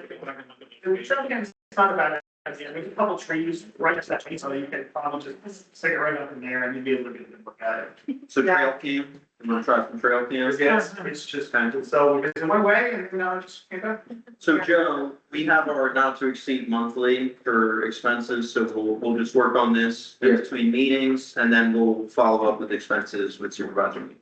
And I think it's something, once we have it, we can maybe utilize it in other situations in the future and move it around as needed, and that's so weird. Good word. But I'm curious to know that how it stopped for a bit. I have my theories, I want to see if they're right, so. Okay. Turn it over to you for the proposals. You do, board, have a, proposal on tab, bear with me. I would propose to start at page 206. That does not, tab 9, there it is, thank you. Tab 9, if you want to shift over real quick to tab 9, the vendor is going to present them, and then feel free to have any questions on the proposal you see before you. Yeah, these are all just, planting proposals that you asked for last month. You said, we like how pond 7 looks, so I went out and took a look at it, and, the primary plant in there is purple weed, which I have listed on each of these proposals. I'm also gonna throw in, golden canna, which is just a super drought resistant plant. Given how, we've got low water levels and rains are going to slow down even more. Those are both very, very hard to kill, and they look good. Pickerweed's nice, purple flower, blue cannon is yellow. And these are just the 4 ponds that typically have the worst problems with algae, because we want to put these in for nutrient abatement, so they start sucking up all the nutrients instead of feeding the algae. I'd say top priority out of the 4, if you are looking for budgeting reasons, would be pond 27. That one tends to get algae blooms a lot quicker than the others, and it's a roadside pond, so there's a lot of traffic going through there. It'd be nice to spruce it up a little bit. It's good to work at. Yeah, pond 27, $3,034.50. Pictures of pickerel weed. I will give you a reference point on your budget. So you have started the new fiscal year. Let's see, for ponds. Yeah. So you have roughly at your disposal $20,000 for these kinds of projects for the year. Right now, the proposal is a little under $3,100 for the board's consideration. That way you can take the budget into consideration on other things. So what is the overall current health of pond 27? Pond 27 isn't too bad. That's just the one I typically see when I do my reports. My tech will tell me, like, hey, we've got another atomic bloom, and we put plants in ponds to suck up the nutrients that instead of feeding algae, they'll go into those plants, and they help just catch any runoff from the road, and they will have a little help catching trash, just so that something onto instead of just running out. Okay, how about pond 5 in comparison to 27? 27 is probably the highest priority. 5, if it's on the list, it does have a history of getting quick algae blooms. Okay. But I'd say, I don't remember the order they were in, but I believe 27 was highest. Was our priority? Okay. I'd say 6, which is on there, would be your lowest. This is also really big, I'm just thinking. So I am not a pond expert by any means, but I've heard that another way to control algae in ponds is to stock the ponds with koi. No. No. This did get one last month. The only fish that do somewhat eat algae are illegal. So you're not gonna buy those, but your ponds are invasive and it's a huge problem. Koi control, use vegetation in there, like. Okay, so we're talking a different. Yes. Situation. Like gorilla or something. So it's acceptable to put them in a pond, but not for the purpose of what we're discussing. Is that, yeah, is that what I'm understanding? Yeah, Okay. we can put koi in ponds here if you don't have hydrilla issues. Okay, all right. I just wanted to make sure that I was thinking correctly. Okay. So, which pond is this, the cost came of $4,676. That pond that I think is one of the biggest ponds on property. Right. So it's behind Oakmoss Loop. Yeah, I wanted to just Oakmoss Loop and Oakhorn. identify the ponds that have the biggest problem. I'd say that one is probably your lowest priority. Because of visibility and just how big it is. So if we were to approve and proceed with any of these ponds, once the plants are put into the pond, what is the time frame to see results? It is hard to say. We really get good results once the plants start to propagate, because how I have it is we're gonna put them in little clusters and then we go. Is it 6 months, a year? It really does vary on pond, depending on the nutrient load in each of the ponds, what's currently in there and how much is being pumped in every time it rains. Do you have the before and after pictures of area that you make in the similar one? On every report I do, I think 27, where the last time 27 popped up would have been in July. I always do comparison photos, which I will answer that question after. Just to kind of see that, like,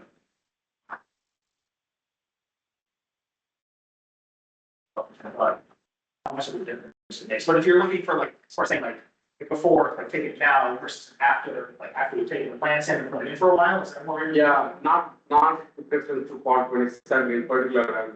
I want to see that how it in your in other projects, like, where you have a similar type of pond, after you plant, if you plant this kind of a thing, and how it look like before and after, maybe you can gauge, like, it took maybe 6 months or whatever, it doesn't matter, so just to get an idea. Okay. It's not gonna be. I know we try to purify the pond and everything, but I think with everything we had going on already, the expensive we're expending, that I would get to spending any money on this project. Well, just for reference, you do have in the budget, revenue allocated for this. I think it'd probably be beneficial to Supervisor Neelam's point. Can you get us some before and after pictures to give the board a visual reference of what they can expect? Yeah, I can look into our last couple of things and see. Yeah, I think that would be helpful because I think the golden canna would bring a little bit of aesthetic, but I don't know what the overall difference in the general appearance of the pond is going to look like. So yes, I actually agree with Sam on that. Maybe we can, take a little bit more informed look at this next month. Yeah. Because I'm not opposed, but I can't really wrap my brain around what the benefit is gonna be. Sure. The other thing is algae is not, it's not just a visual thing, it's also an overall aquatic health and health of the waters. Right, it's mosquitoes and all of that kind of thing. But also, speaking as a realtor, not to beat that drum, but I think it's also our responsibility to keep the property values up. And I'll give you guys a great after. We can take a field trip, or you guys can go when you want to, and walk behind Misty Oak, pond number 7. It is stunning. And I sold a home there at a really high price, really quick. Because it was all about that pond, all about that view. It is amazing. Whatever you're doing there are lotuses there. It's just, and they're flowering and it's beautiful. And it's clean and clear. It looks like heaven on earth. Whatever you're doing there, do it every. And the lotus plants, done request some base level water. Yeah, it can a little bit more. And these plantings, they wouldn't make a full pond 7. That is years after planting. I'm just thinking of A, budget, and B, like not having guys go out and build a pond. Right, and it's not gonna work everywhere, I mean, but, because it's backed up by conservation, not surrounded by a bunch of houses. Yes. So, we're keeping that in mind. It is also our purview to increase property values here. And landscaping, these kinds of aquatic are the least expensive way to zhuzh up a community. Yes. So that's. No, I agree with you. It's a great point. This isn't necessarily an aesthetic that we're doing. This is for the health, the life of the pond. So we're trying to build an ecosystem that's going to promote good. Actually, yeah, some places would perfectly come on stuff saying like, hey, you want to screw it up? Yeah, so if you could come back to us next month with some before and after from some other pond projects to kind of give us a visual of what to expect and, how this pond was rated previous versus to current. I think that we'll all have a little bit better, information to make the decision. Yeah. No, that's a great. You said we got 20,000 budget for that? So you have in that line item, you have for ponds, 53,800 budgeted and your contracted amount is 28,716. So you have between the 28,000 and the 53, roughly 20. That's a little more than 20, but yeah. I don't know if this is under your purview or not, bat boxes for the mosquito issues. And do we have bats here? That was the other. I thought we talked about bat boxes. We talked about it briefly, but we didn't, I think that we were gonna do some further research on it, see if there are any bats, and if we don't have bats. Yes. We were. We do have a mosquito program. It's a bit more designed for midges. The product does work on mosquitoes. Is it toxic? No, No, it is a natural product. It's Okay. it's mostly garlic oil.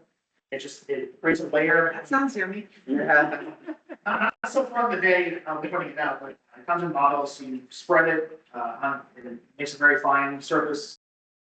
On top of the pond cell, with larvae down in the water, can't surface.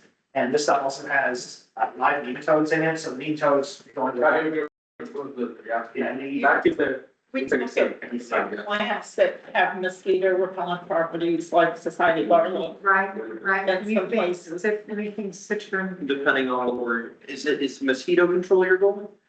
mosquito, it's one of the goals. Okay. Certainly. There's nothing like walking out, going for a 6 o'clock, 7 o'clock walk and just.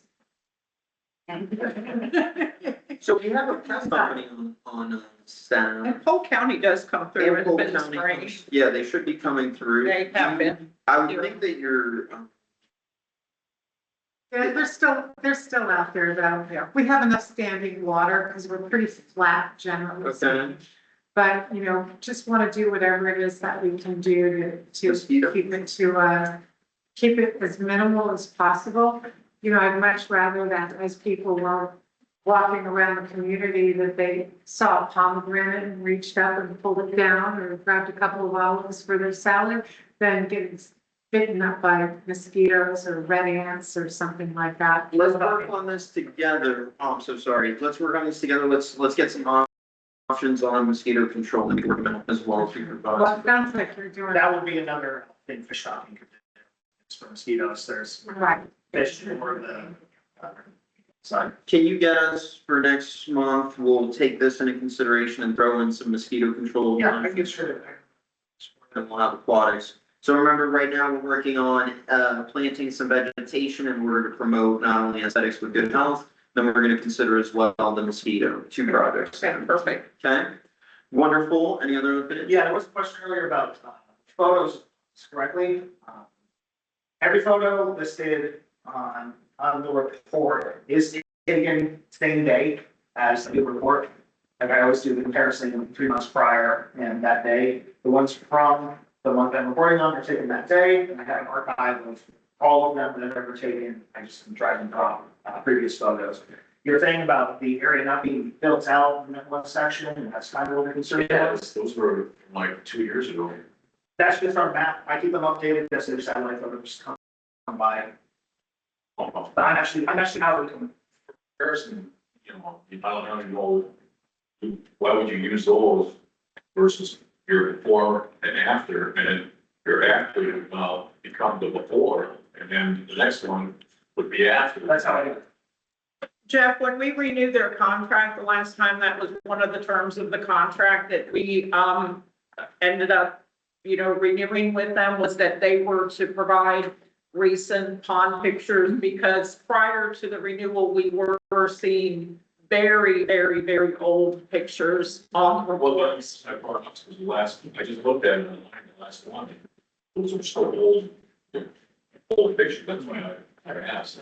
So that, just check on those, make sure that Yeah. they're the updated photos. Make sure they're getting updated. Glitch out, you know, Okay. but, yeah, okay, Wait, just one more thing. yes. When you can see- I was gonna say, maybe the labels are getting updated, but the new pictures aren't getting dropped in.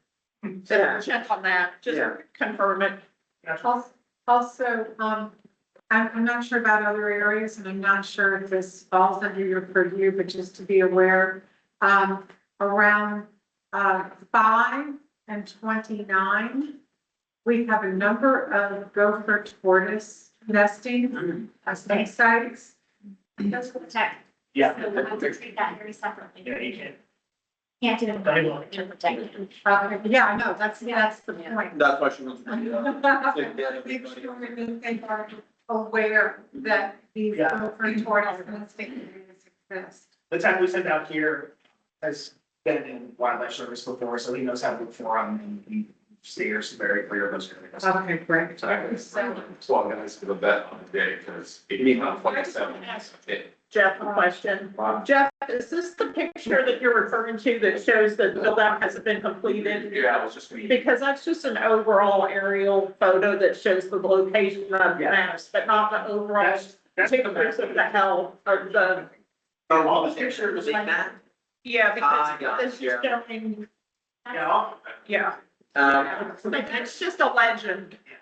every picture I post is a recent picture. I'm not here once a month. I took a last. Right, the individual ponds are new pictures. Yeah, they're updating. I can see if there's a new satellite picture for the whole property and update the map, but I think I stayed pretty on that. I haven't seen a new one in a while. Those are the problem. Yeah, I used to Google our ponds, that's open. They're kind of lacking lately with all the new developments. I think they're trying to catch up. Yeah, the old ones, they're really kind of. They got their hands busy. Okay, are we good on aquatics? Yep. Also, Good, thank you, Matt. Thank you for all the hard work. Come with you next month. Gonna jump into real managed cafe report. Hey, hey, hello. Hey. I gave everyone a sales summary, a labor summary, and our vendor. Yes. Yes. So right now, everything is going good at the cafe, and I spoke to them, I wasn't that no matter, they're willing to stay on as long as we need. Thank you, by the way. Yeah, we've added new menu, looking into a new BOS system, but we're trying to understand, still, because we're waiting to see how long you need us for. Can you explain, the new POS system? Can you give me some numbers, what are the advantages or like? No? I can give you, the case happening, which is a proposal, Can you please share it with the, brand, the station? Sure. Take a picture of it. email. Absolutely. Yeah. I like it, it's innovative, there's mobile ordering, there's a professional photographer that comes out, takes pictures of everything in the menu, and I think they give us a $6,000 incentive to join their system, so I'll send you all the information that you need. And also the fee, what fee that they have. The fee would be free, providing that we bring in 30,000 a month. So, what about the chargebacks, how fast they give the money back, they are in, That's all, I'll send that, all the information. do they charge extra for every post? No? Nope, That's nice. yeah, they're cheaper than service, Okay. they're a lot cheaper. Denise did send me a link to review it. She got from the subcommittee, I believe, recommending to her. I got the link from her and I actually watched the quick introductory videos. It's very informative. It seems like they have a lot of features that would help us with our tracking, inventory. And while we're talking about all that, I'm looking at your labor numbers, actual amazing jobs. It seems like your labor versus your sales is like on point. We couldn't ask for, obviously, that's not not money, but what you're doing for real managers as far as that labor number is amazing. I mean, your labor number and your sales is great. Yeah, I wish everyone had that. I'm trying to keep this, shoot the 50 vendors right now because we're in slow season. Yeah, everything's running smooth. Yeah, can you give me a comparison for the August 1 to, this is 2025. That is You know, 2024? I can send you that. No, this is good. Can you give me the comparison? Yeah, I can go. I actually think I started as a job. It has the full year. I have 2024. So, what was the name of the new system that we're looking at? Guys, Oh, Yeah. is that, are we considering it? they actually. Oh, that's done. They use that at Balmoral, a lot of NFL stadiums, yeah. I think that's the term, it's here, I'm sorry. Yeah. So I need to ask a question based on what I just heard. Mhm. You mentioned that there was a subcommittee meeting? Yeah. I didn't No? hear that. Okay. No, there was no meeting. One of the subcommittee members came up here and passed some information on what I know that there's a food committee or a cafe committee that I'd love to. There's a cap. That will be discussed. That's coming up. Great. Okay, I thought I just heard that this was presented at a subcommittee meeting We have and a subcommittee. Let's go one at a time. Supervisor Broussard, you I have. took the information from Albert, who was on the subcommittee meeting, as we did discuss the POS system. No meeting. There's no meeting, but he's on the subcommittee, they haven't had formal meeting yet. he did speak to Denise about that system also. There was no official meeting. I wasn't involved in anything that he spoke to Denise about. We were having adult beverage, sanitation, he provided them to me, and I did review it, and it looked like a cool system, but that's. Just general information. Just general information, that there's no subcommittee meeting or anything of that nature. Okay.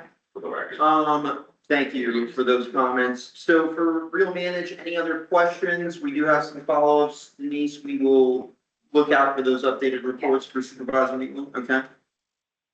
Anything else for Real Manage at this time?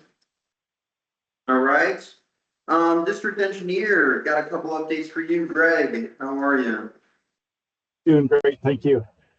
Just a couple updates. I did have a chance to take a look at the Oak Spring Lane roundabout parking spaces option. It looks like we can fit a few in there. My CAD designer is on vacation till Monday. I will meet with him and prepare a couple of layouts. We will submit those layouts to the county and get any comments back as a concept plan, and then we'll bring that back to the board at the next meeting. Thank you on that one, Brett. The parking structure update, I just wanted to see if we had a moment just to get a little bit of additional information on that from the board. Basically related to what are we looking at for size? How many parking spaces are you thinking we should need, or should we just maximize the site as best we can and get as many parking spaces in there? I think the first thing that we should do is do a little cost analysis of what these structures cost, and then we can we'll do a little research between now and the next meeting and bring back some costs and some options there.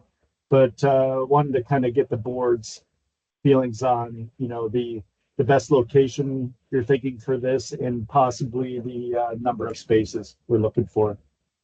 Supervisor Boissard, you had originally made this request. Do you want to fill in, Greg, what your thoughts were with the parking structure?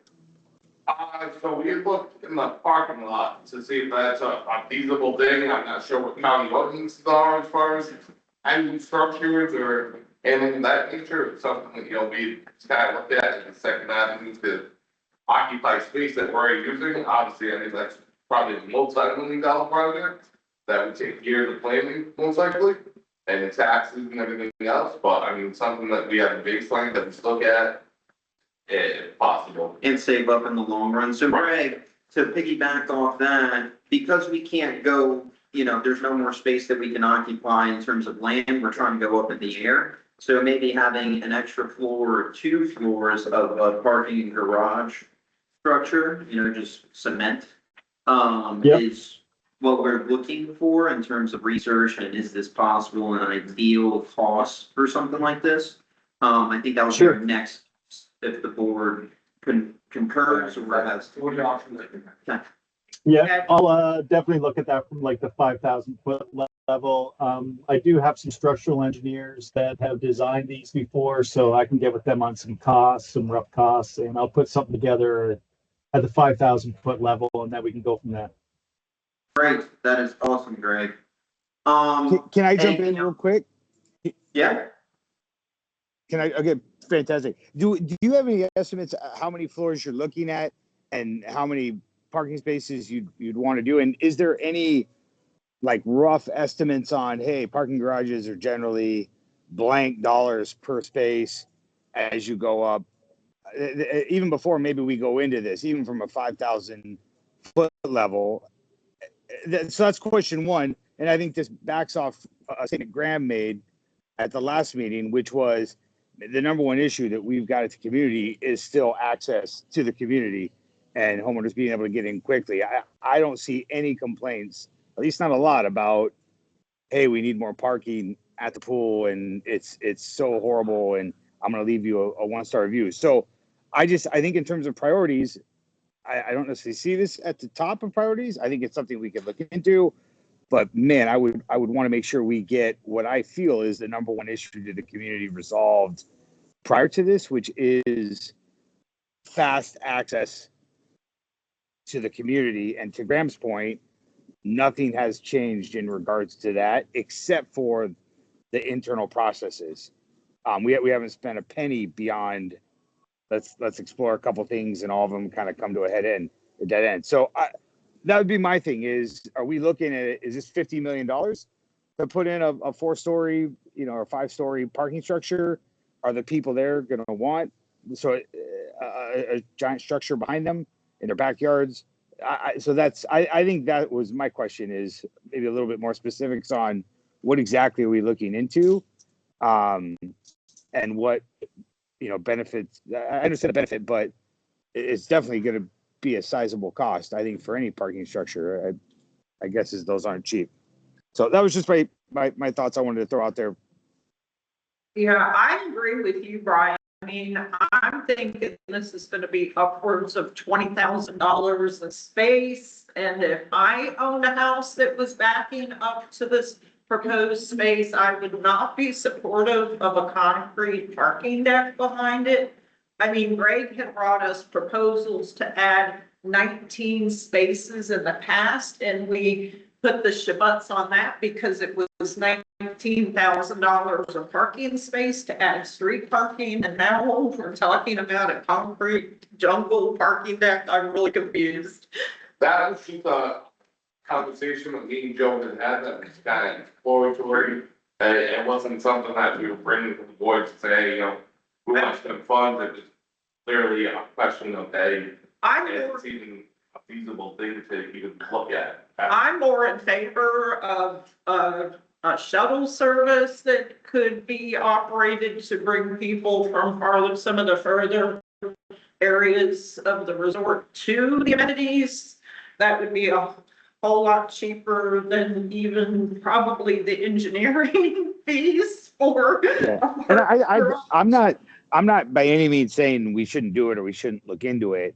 I think what I'm asking Greg is, even before we go way down a route and, hourly wages and going into looking at this, do you have any estimates that you could say, here's comparables from the last 10 parking garages that were built within 10 miles of us and what the cost came out per parking space?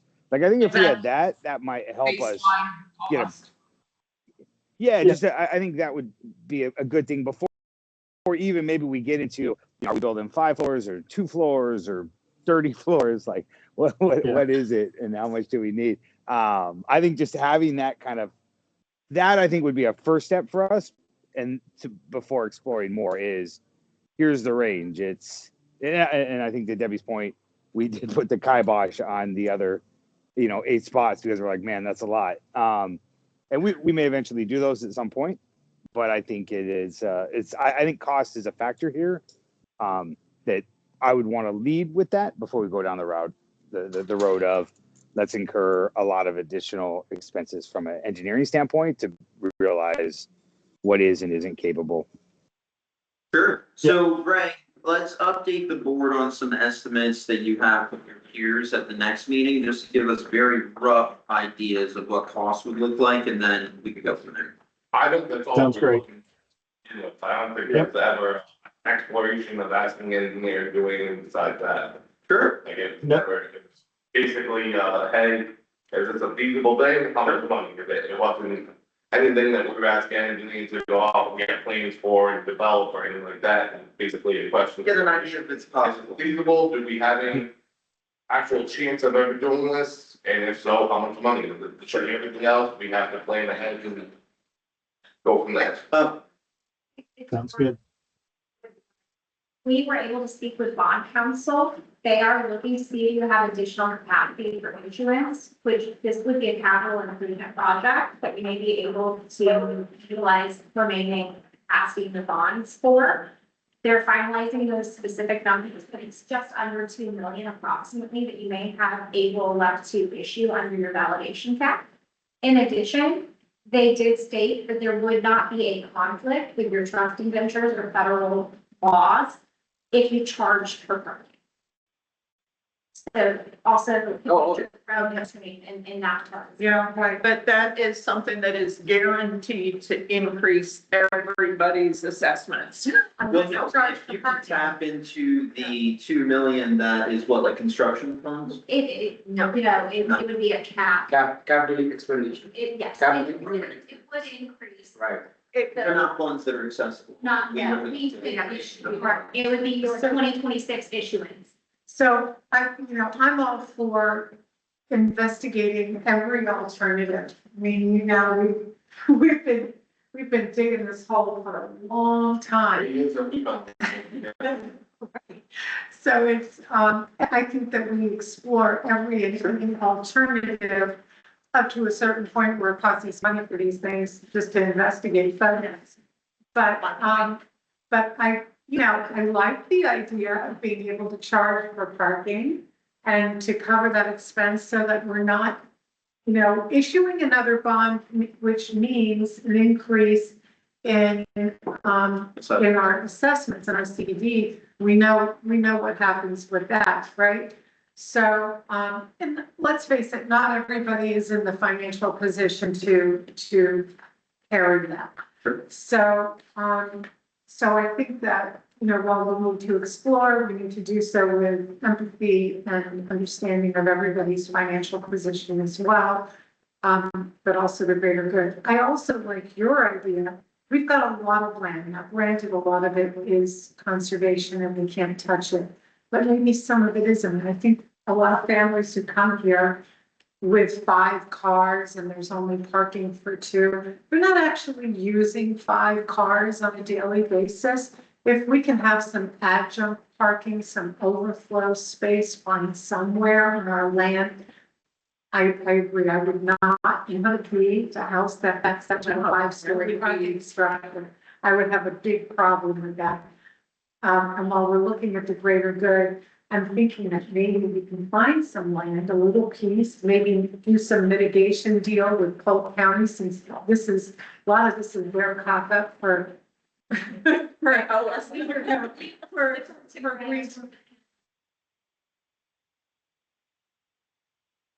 Yeah, between 7,000 at least minimum for each acre or each corner. But how many parking spaces can we fit on an acre out in hither and yon where people can come, bring all their cars, but just we park the overflow to not have to worry about, and maybe wait for it. If they're paying $10 a day or $5 a day, even every resort charges for even self-parking, never mind valet, and your idea of shuttle service. I think that, we've got to explore every possibility, whether it's a parking structure, or whether it's a parking lot and shuttle service, or whatever it is. Let's try to explore it all without prejudice and just To make the best decision. We're gonna explore parking lots. Can I say something really quick? Karen, can you hear me? 1 second, Chairman Burke. So acreage over there, cost to maybe absorb, an acre across the street, we pay it. We're there. You're right, and soon be legal parking right here, all this land is up for sale still, where the cows are across the street. So that would be something, You could do that boundary amendment in, so that it's part of your accessible property, so that we can charge for. and that could be paid parking over there. Hey, we had a shuttle, it runs from this time to this time. You can pay $10 for your stay, park over there, and, We could actually use that scenario to potentially address some of the guests that are bringing in prohibited vehicles like trailers and U-Hauls and campers. Sure. Thing, Right. Oversized parking. Yep. yeah, those cars we could charge off. Have Yes. size spaces and say, hey, You pay per space. you have this many days to be here. that's Yeah, not a okay. terrible. We'll give you a property of tax that says, hey, you can be here for 5 days. You pay whatever the fee is for the 5 days. After that 5 days, and then I'll live in trouble. Yeah, let's continue down the rabbit hole. Chairman Murr, I'm coming to you. Let's continue down the rabbit hole. We're going to see what Greg has for updates on what the structure will look like. Once we receive that, then we'll go into what lands could be potentially utilized slash purchased to create an overflow parking. I'm gonna go to Supervisor, or Chairman Murr real quick. You had some comments? Yeah, Bobby beat me by 2 seconds. Karen, can you look into the land across the street? When I spoke with someone about purchasing it for parking, they had said it was zoned for residential only. Can you just look into that? Maybe if you've got an extra couple minutes and see if you could find, is it possible to change that? Because there are some plots that are available right across the street, which could be an easy solution if we have some shuttles. So anyway, I thought it was a great idea. Bobby, you're right in the exact same mindset as me. So fantastic job. Conversations. I wouldn't take presently zoned for residential as a hard stop anyway, because getting that rezoned is not that big of a deal. If it's something that would, Greg, you could walk the district through that process with the county. Yes. I don't speak for Greg, but I never think I'm that expertise. And again, it goes back to the 1A of this problem. County Board of Commissioners who approved all of this. I mean, I really do like that scenario so much more than even potentially looking at a parking garage, because it's out of the way. It potentially allows us to charge. It allows us to accommodate the needs of some of our guests that are coming in, that we don't want to tell them you can't park this here, but it's not. And, But also, we don't know the trains, the big vehicles that actually solve the problem. yeah. I think that this idea actually addresses multiple different issues, and I think it would be much more cost effective than even beginning to consider a concrete structure. He's just gonna provide the works that they've done. It's not that we're considering to Supervisor Hooper's point, let's just see what all options look like and then make the best of it. And I was just going commercial, but that's not feeling a lot. I don't want to live in the power line. So, I like that. we could afford cheaply, like, obviously it's gonna cost us money to pave and, get everything in, but at the same time, it's a flat structure that, we can probably tie some simple drainage into, we don't have to relocate anything or. Another point is that I know a lot of people who own these big monster RVs and they stay at resorts all the time. The biggest problem they have is where the heck are they going to park it, right? So we are the one-off resort community that can offer them an alternative for parking their RV. And we may open up another avenue of marketing for our short-term rental homeowners where they can attract another market. There are whole subreddits on this, there's all kinds of things about people who own RVs. And by the way, these people who own these $400,000 monsters, word monsters, they've got a lot of money. I heard. As part of their district accommodations for residents and guests. So if that is something the board would like to consider, we already do have some documentation in place for running a parking lot. Nice. Hallelujah. All right, more to come on this.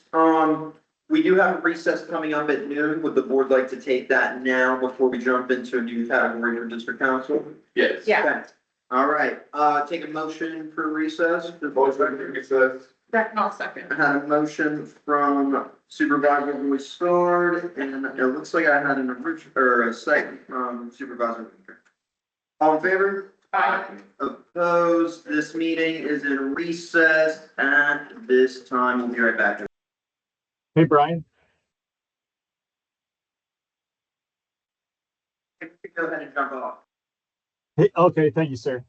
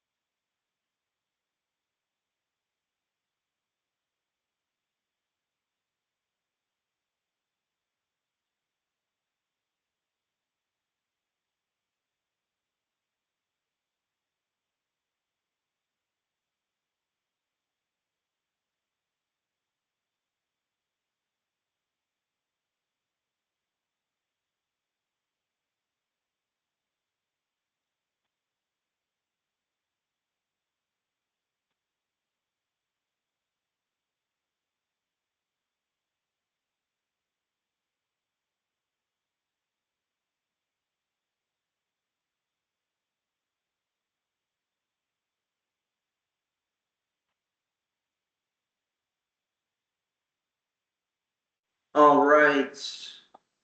Give our camera a second. There we go. Good afternoon, everybody. We're getting ready to return from recess at 12:14 PM. Just taking a quick motion.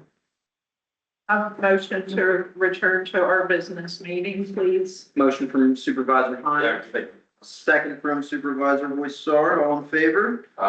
Opposed, motion carries. We are back in our meeting at 12:14 PM. Turn it over to council. There is a memorandum in your agenda that's informational only and has been circulated to the board between meetings. Happy to answer any questions, but again, that's just included for informational purposes. As far as the second item in our agenda, the discussion of cafe committee, based on the motion of the board at the last meeting, the cafe committee was created for the purpose of assisting the licensing for the cafe with Artemis.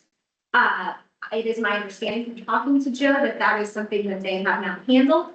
If the board would like to continue and with the cafe committee, we do need a purpose, a direction for the committee. Supervisor Nealon had very kindly and accurately suggested that we have some sort of policy or at least procedure in place describing the purpose of the committee so that they have parameters within which to work.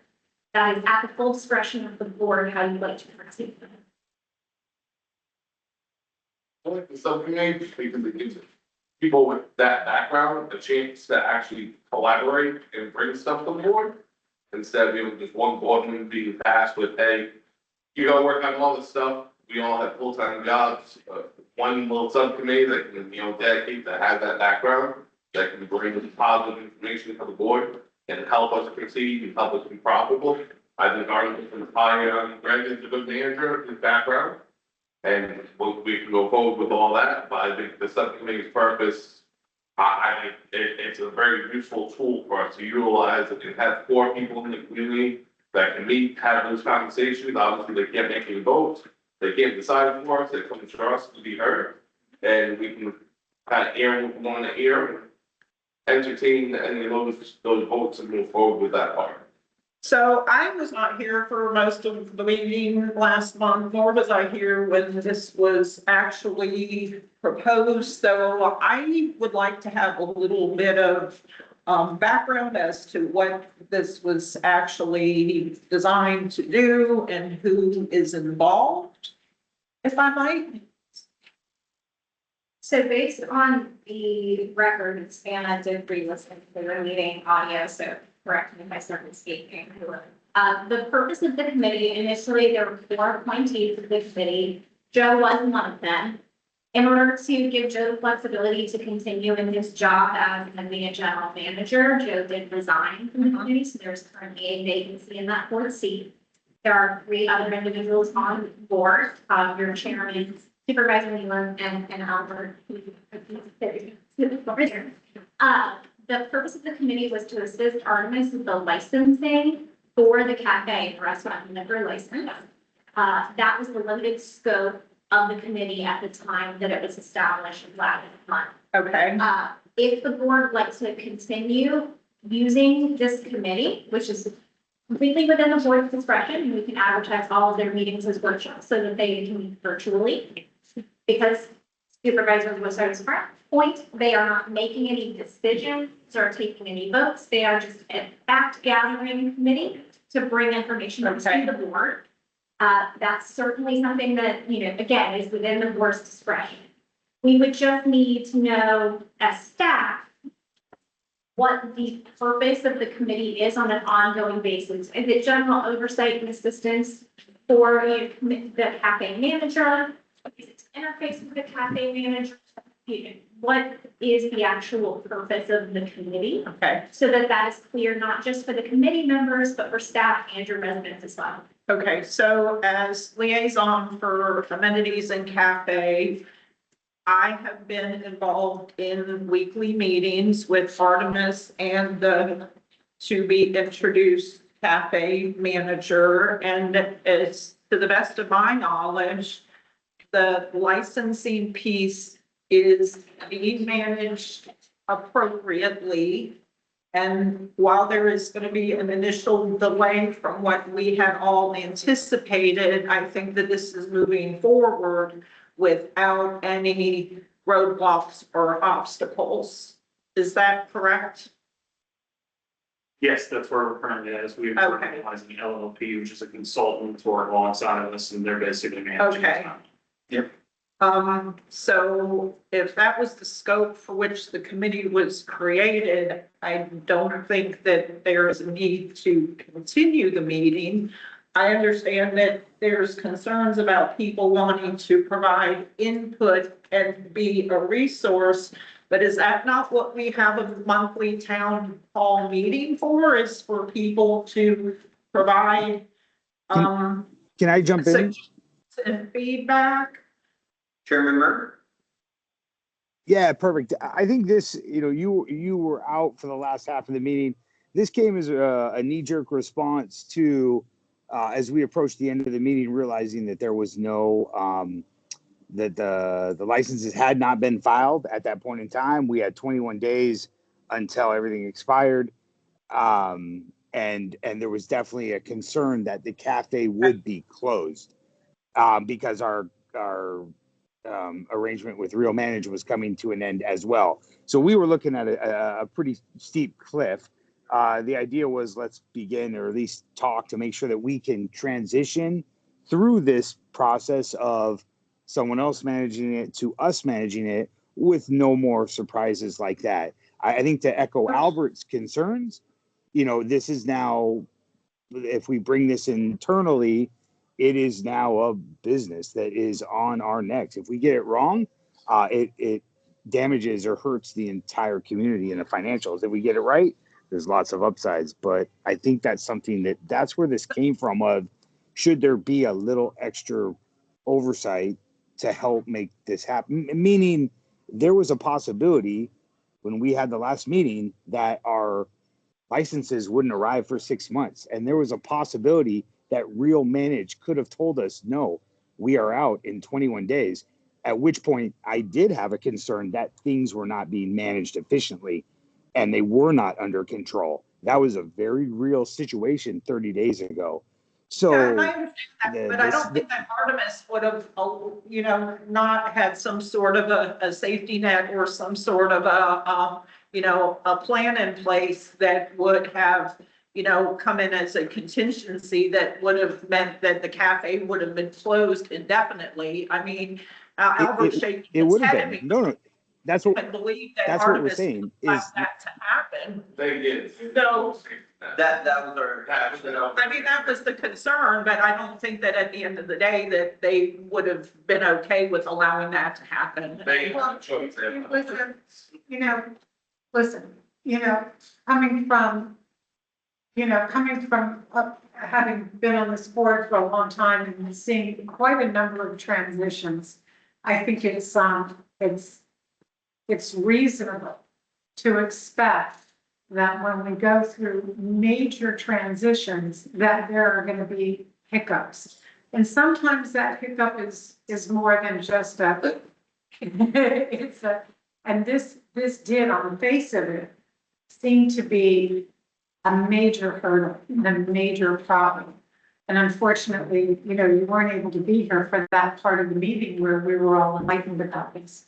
And I think that Brian is 100% on target when he said that it was a knee-jerk reaction, because, we didn't have a plan. We didn't know what we were going to do going forward. And in your absence, everyone said, oh yeah, having this committee would be a really great idea. Now, that being the case, there was this idea that, okay, well, we've got this town hall meeting thing going on, but this gives us an additional point of oversight. Now, fast forward.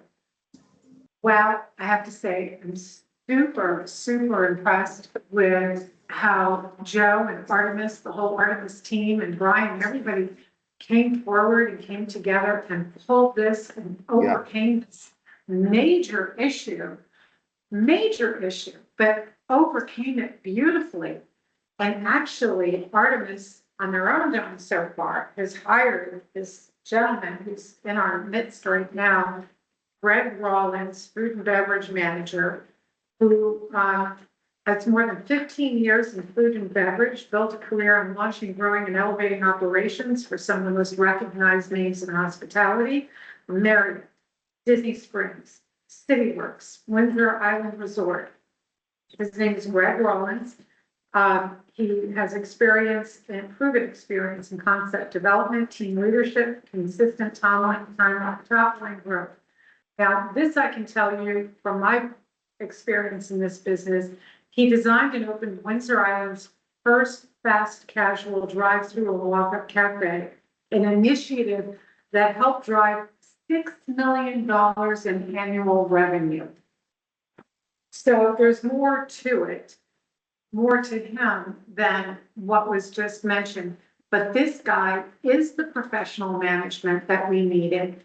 They recruited this gentleman. I don't know how, but we got so lucky. I know that Windsor Island has an amazing food and beverage and cafe.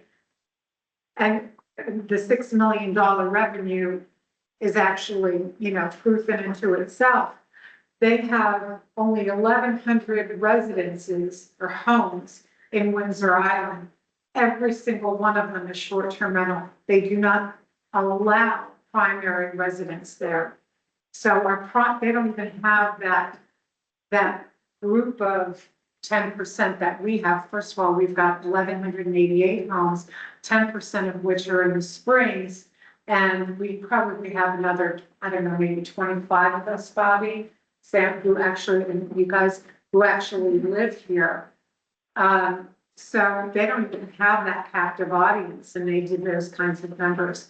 So I am so impressed with what was able to be, overcome in such a short period of time.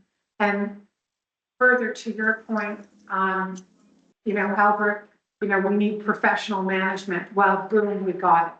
We got it before this group, even had an opportunity to meet once. And so we don't, and I understand that there's an expense also to the CDD board for having this outside committee to the tune of about $12,000 a year in our expenses. I think that $12,000 a year can be utilized. Well, so, and we're gonna discuss that in my section, the additional costs that the board will take into consideration for meeting minutes, agendas, advertising, managing the websites, those things. So we've accounted for that in your town hall meetings in terms of the advertisement, but in my section, we'll briefly overview what Rosetta is going to be working on for the town halls, and then you would take into consideration if you wanted to establish a committee that would operate very similar to your town halls. There would also be additional expenses with that. I think all of this stuff could be addressed in the town halls. I don't think that we need another layer of we've got Artemis doing a fabulous job, if you ask me. Along the lines, we have dedicated people to their respective purviews on Bobby, security, Sam, budgets, Debbie, amenities, myself, landscaping, and every one of us are really, and Ryan, you are like the most amazing leader.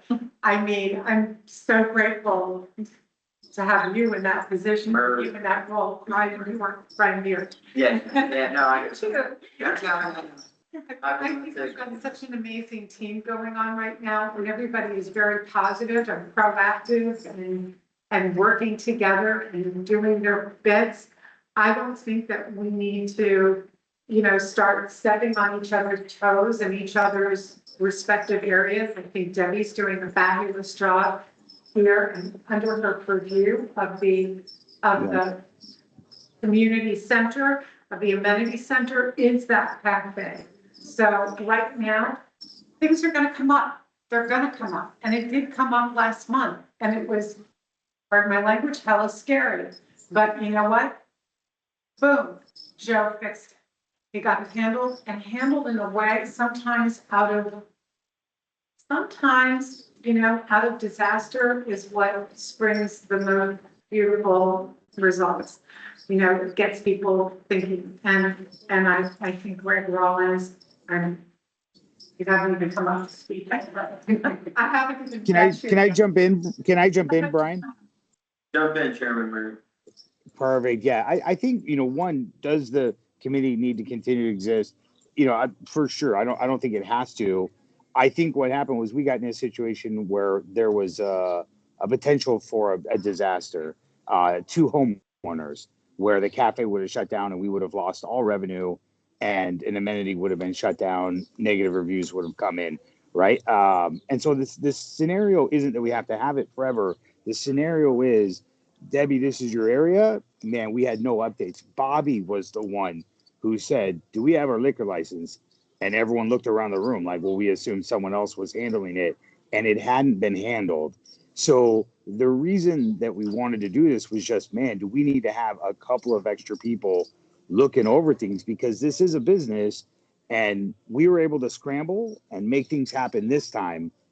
Had we not been able to make that happen, there could have been something bad that happened. So my question is, Debbie and Joe, are you guys able to handle this moving forward with input from business people like Sam, business people like Albert, business people like Herbie, to be able to say, can we get some feedback from these guys one-on-one in regards to what we need to be doing to make sure we're on point? It sounds like, we've gotten over the speed bump that was a scare, which is great. But we definitely want to get things right. And that's the whole reason why we went down this path was, do we need an extra couple of hands watching over things really quickly, or is it good enough that it's back on a good pace? So that question would be for Debbie and Joe.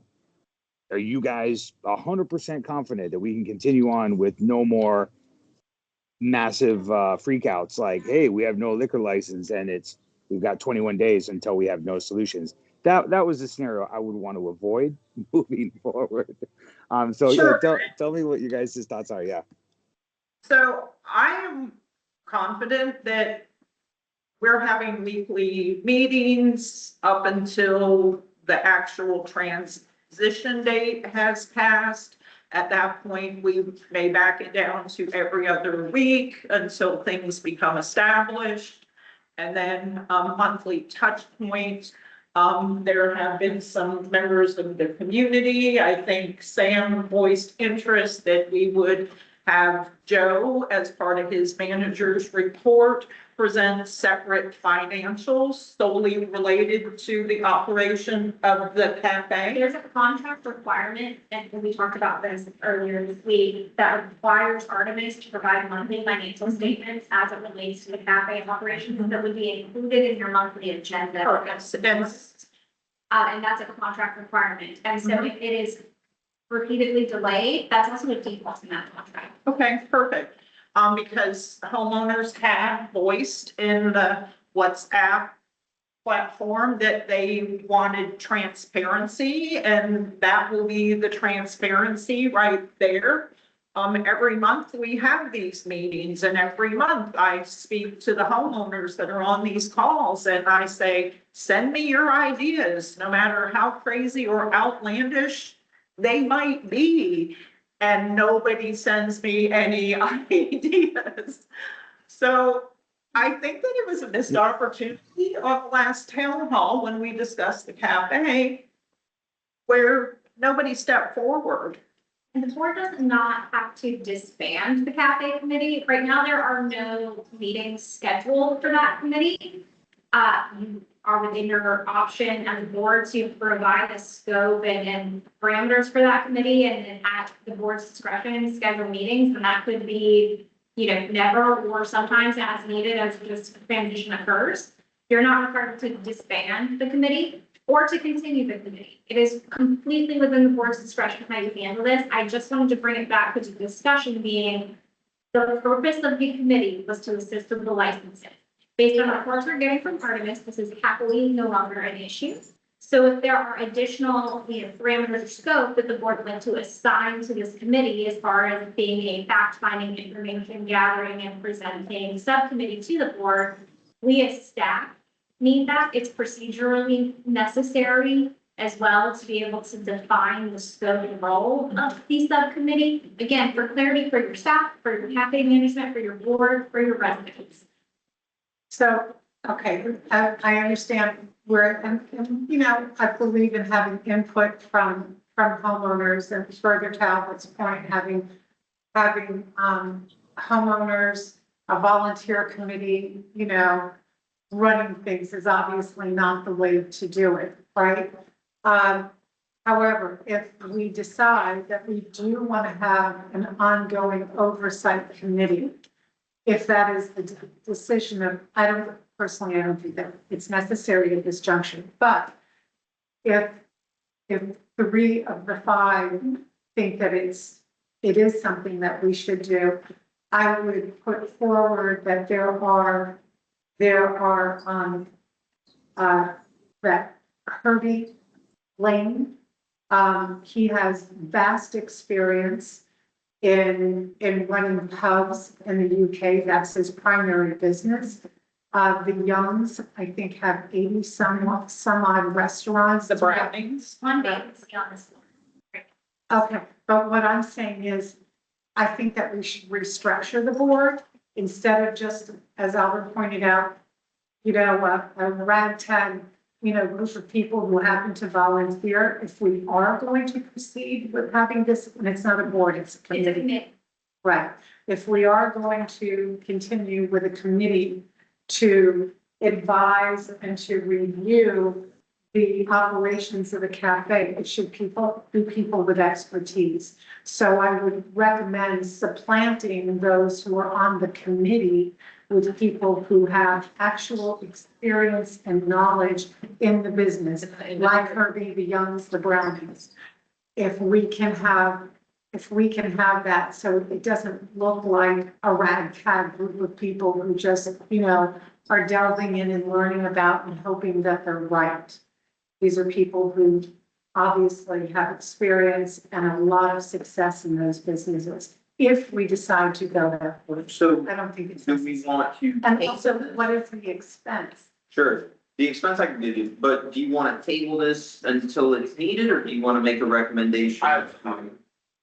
So after that last meeting, when I asked Thomas about the licenses, I've lost all faith in their management of the cafe, to be honest.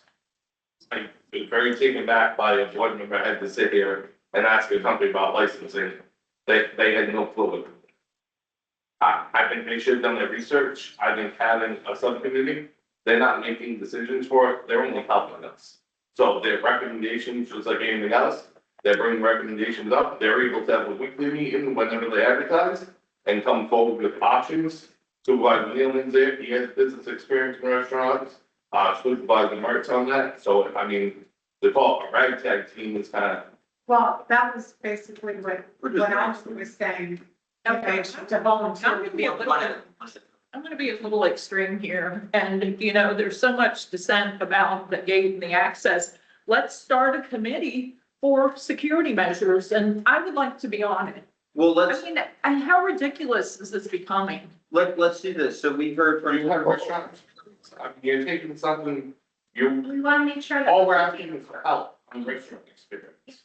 We're not saying we should do things like you with I got it. anything else, we're asking for help to bring Yeah. options. So that's what I'm asking for. It's not a personal, you're taking. Real quick, if I may, we've heard 3 supervisors, Supervisor Nealon, do you have any thoughts on this topic?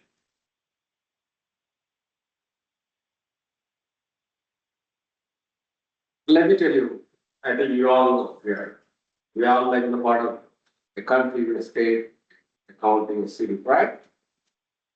Give you one example where the county runs, the city runs a business very successful. Anybody? Well, So anybody, if a city. One at a time, we have to let them finish. Speak to Sam's point. But let him finish, though, Okay. please. Well, he asked a question. Was it a rhetorical So question? basically, it's a repetitive. See, in my experience, what I have seen, any government entity, we are government, running a business on their own leads to disaster 99.9% of the time. Yeah. They depend on the agencies and the cost overruns, and the decision making will be slow. There are liability issues, especially when it comes to they're running a restaurant, especially there is alcohol, there is a gas, there is a pool, the children, teenagers, all those people are there. I did have an opportunity to talk to the attorney. They said like, most of the liabilities are taken care by the administration, all those things, but it's not entirely foolproof. And they know it very well. If they don't know it, I can bring in so many cases where a government entity, if they take up a direct business venture, how the liabilities are being increased, the lack of a quick decision making. And also, it's not about 5 people. It is about the entire community, 1,188 homes. If any disaster happens, 1,188 people unnecessarily get into trouble, minus the 5 people, 5 board members.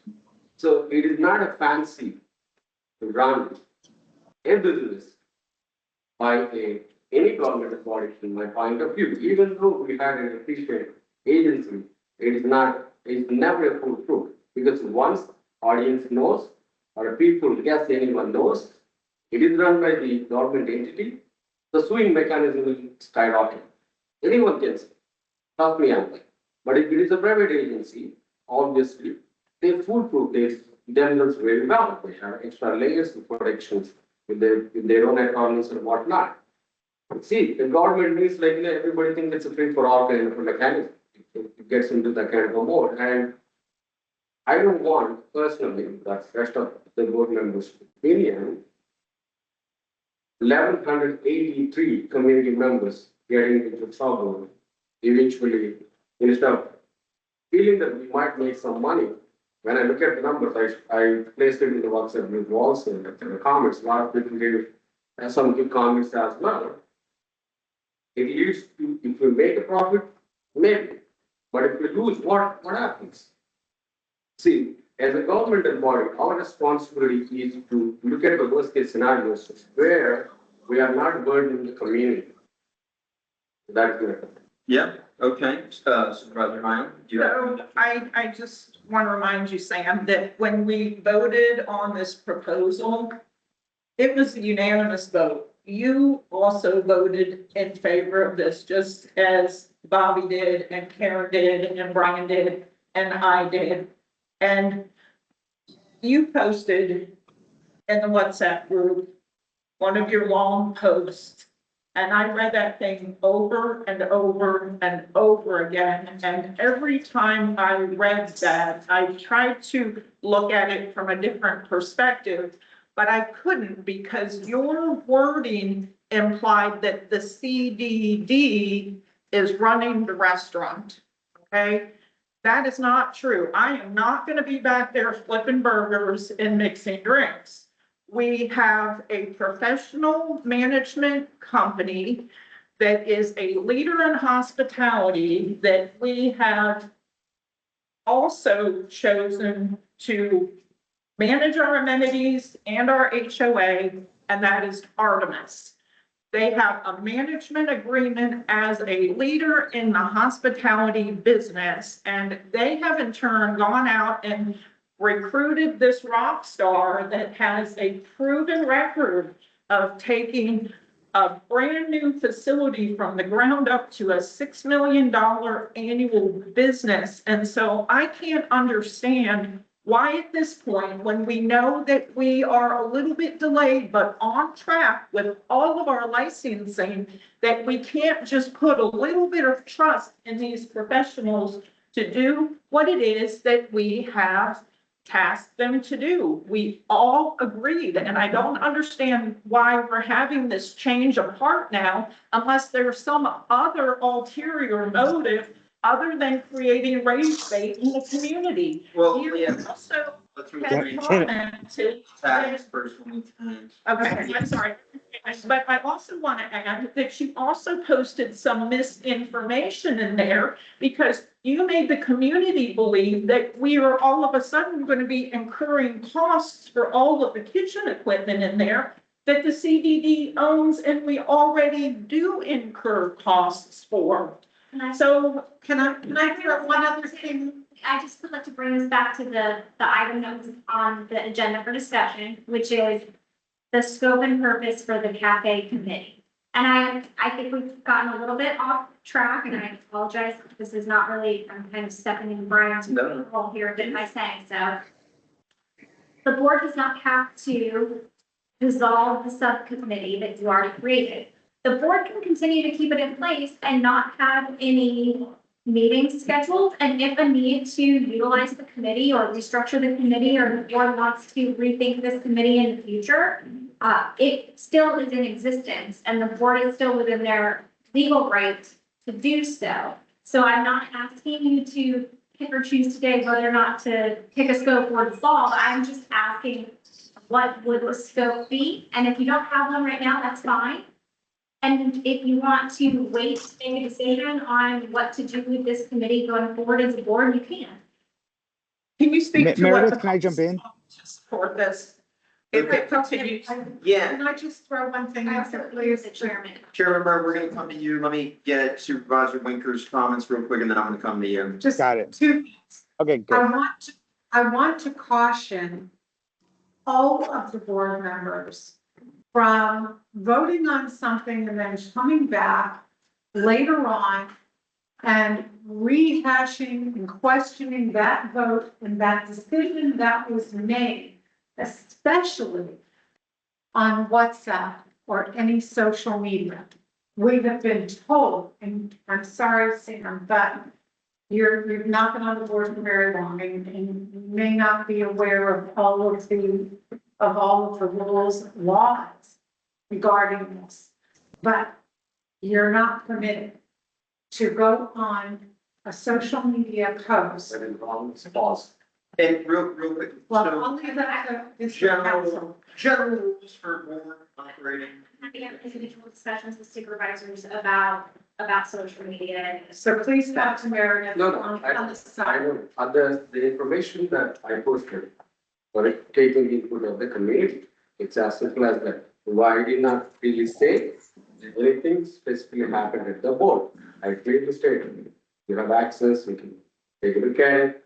Anyone, the committee members can take it. Absolutely. Did you take a screenshot of that post and email it to district council and to district management? Did you send it to them for them to see? Let's. Do you realize that anything that you post on social media that has to do with the CDD has got Yeah, to be shot and sent? I'm gonna jump in here. Hey guys, Thank I'm gonna you. jump in.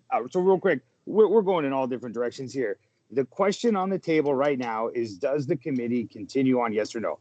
Everyone who's spoken has valid points from every single angle. I'm like, oh, I can see it that way. I can see it that way. What we have to decide is between 5 of us, do we want the committee to continue, yes or no, at this point in time? Is it a good thing? Is it a bad thing? And I think everyone that's spoken has said something on that. Bobby said he lost faith after the last meeting. And so, Bobby, do you have thoughts? Do you want the committee to continue or not continue? And we'll go down so everyone gets a vote. What are your thoughts on should the committee continue and how would you want it to operate? Sam, you go next and we'll work our way down the list. The only reason for wanting to continue the committee is to have an oversight board that's not one supervisor. It's nothing personal against anyone. They're doing their due diligence. It was basically a fact-finding board. They can't vote, they can't change it, and they can't tell another supervisor what to do. It's basically a chance for community members to speak, bring it to the board without us having to go out and hear. I get probably 300 text messages a day about the front gate, asking me questions. A lot of stuff I can't talk about time because a lot of it's covered by shade. So a lot of people go on the answer. Unfortunately, I come there, it's a shade thing, I can't talk about it.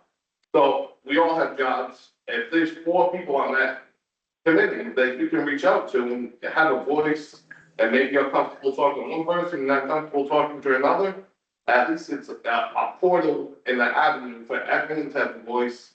Some of these people have restaurant experience. I don't know anything about restaurant. I can go in there and tell you anything. I can tell you about business, but I can't tell you what makes a restaurant tick. And that was my only big thing behind the committee. It's nothing personal and it couldn't have been taken personal. I was speaking to Artemis as a company to manage during that meeting. I never posted anything public about that. I saved that in this meeting. They failed us. We keep saying that Artemis saved us during this last meeting. The only people that saved us were real managers. I think that needs to be pointed. Artemis did not save us in that last meeting. They had no license, no contingency plan, nothing was in place. Real managers came in, they helped us, they stayed on board, while Artemis can sort out the licensing process and get everything out. Can I clarify something? It's my understanding. But no.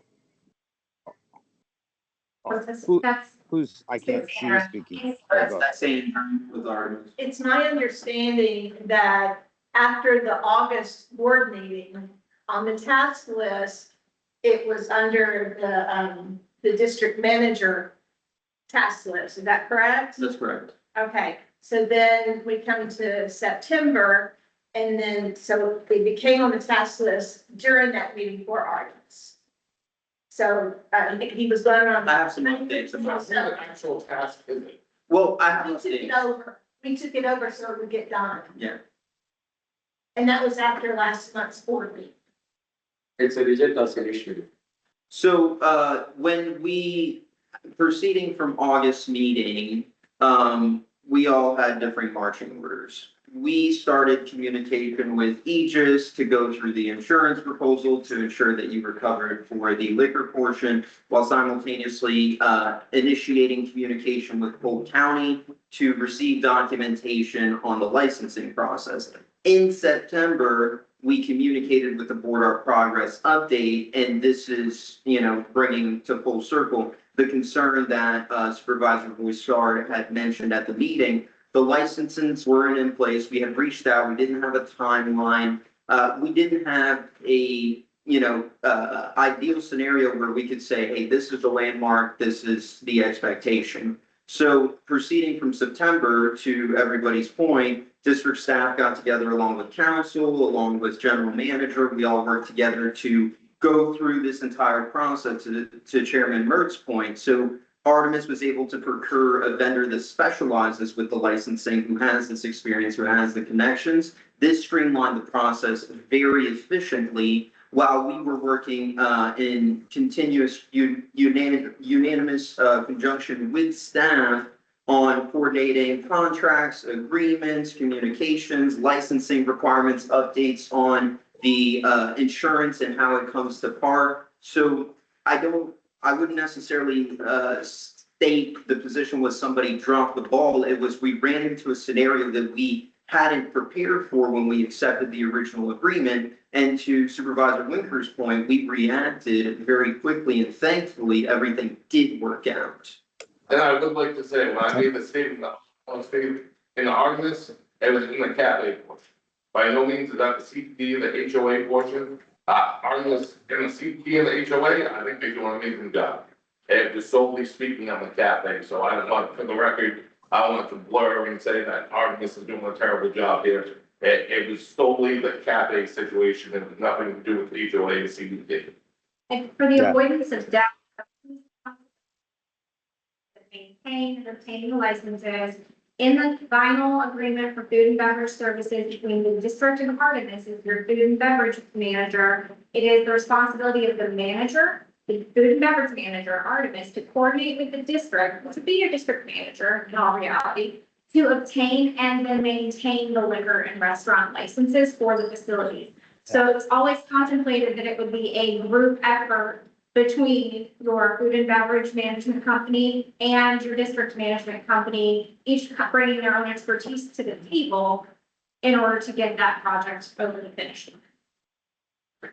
So continuing on from Chairman Mert, Supervisor Nealon, so Supervisor Boissard is in favor of the committee. Supervisor Nealon. Okay. Any comments on this and what you're in favor of for the committee?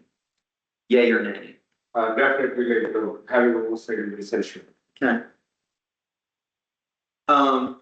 Anything else? Yeah, No, this. so I don't feel like it's a necessity, but before making that decision, I would like to know what the expenses are related to having that committee. And second of all, if we do continue with the with that committee, I would want it staffed with people who have proven track records and an understanding of the business at hand. So it would have to be people who are operating in that business and know what to look for and be able to advise and supporting them. I understand they're not making decisions, and that's great, but at the same time, I'd like any advice coming our way to be coming from people who have an understanding of this. So Meredith just said that, to be a committee member. You have to be eligible under the definition of eligible within 190 to be a U.S. citizen. And I know that in this specific community. That those I don't know about them. Well, I think Kirby maybe. But just, and I'm not making a judgment on anybody's citizenship. I don't know anybody's. I'm just bringing that forward because I do know you have a very diverse group of residents and owners in this community that have expertise, but not all are U.S. citizens. Okay. Supervisor Meyer, did you have anything else? Yeah, I mean, if somebody is not like, okay, I'm in landscape, that's my purview. Well, I would welcome other people to go running around to all the different nurseries and everything else to help me out. I just kind of consider it to be my purview. Similarly, unless somebody has expertise or knowledge in the area, that doesn't really help me. So if we don't have a qualified group of people from a district perspective, to advise on this, to me, it's like, it's in good hands. We have a business operator and the entire CDD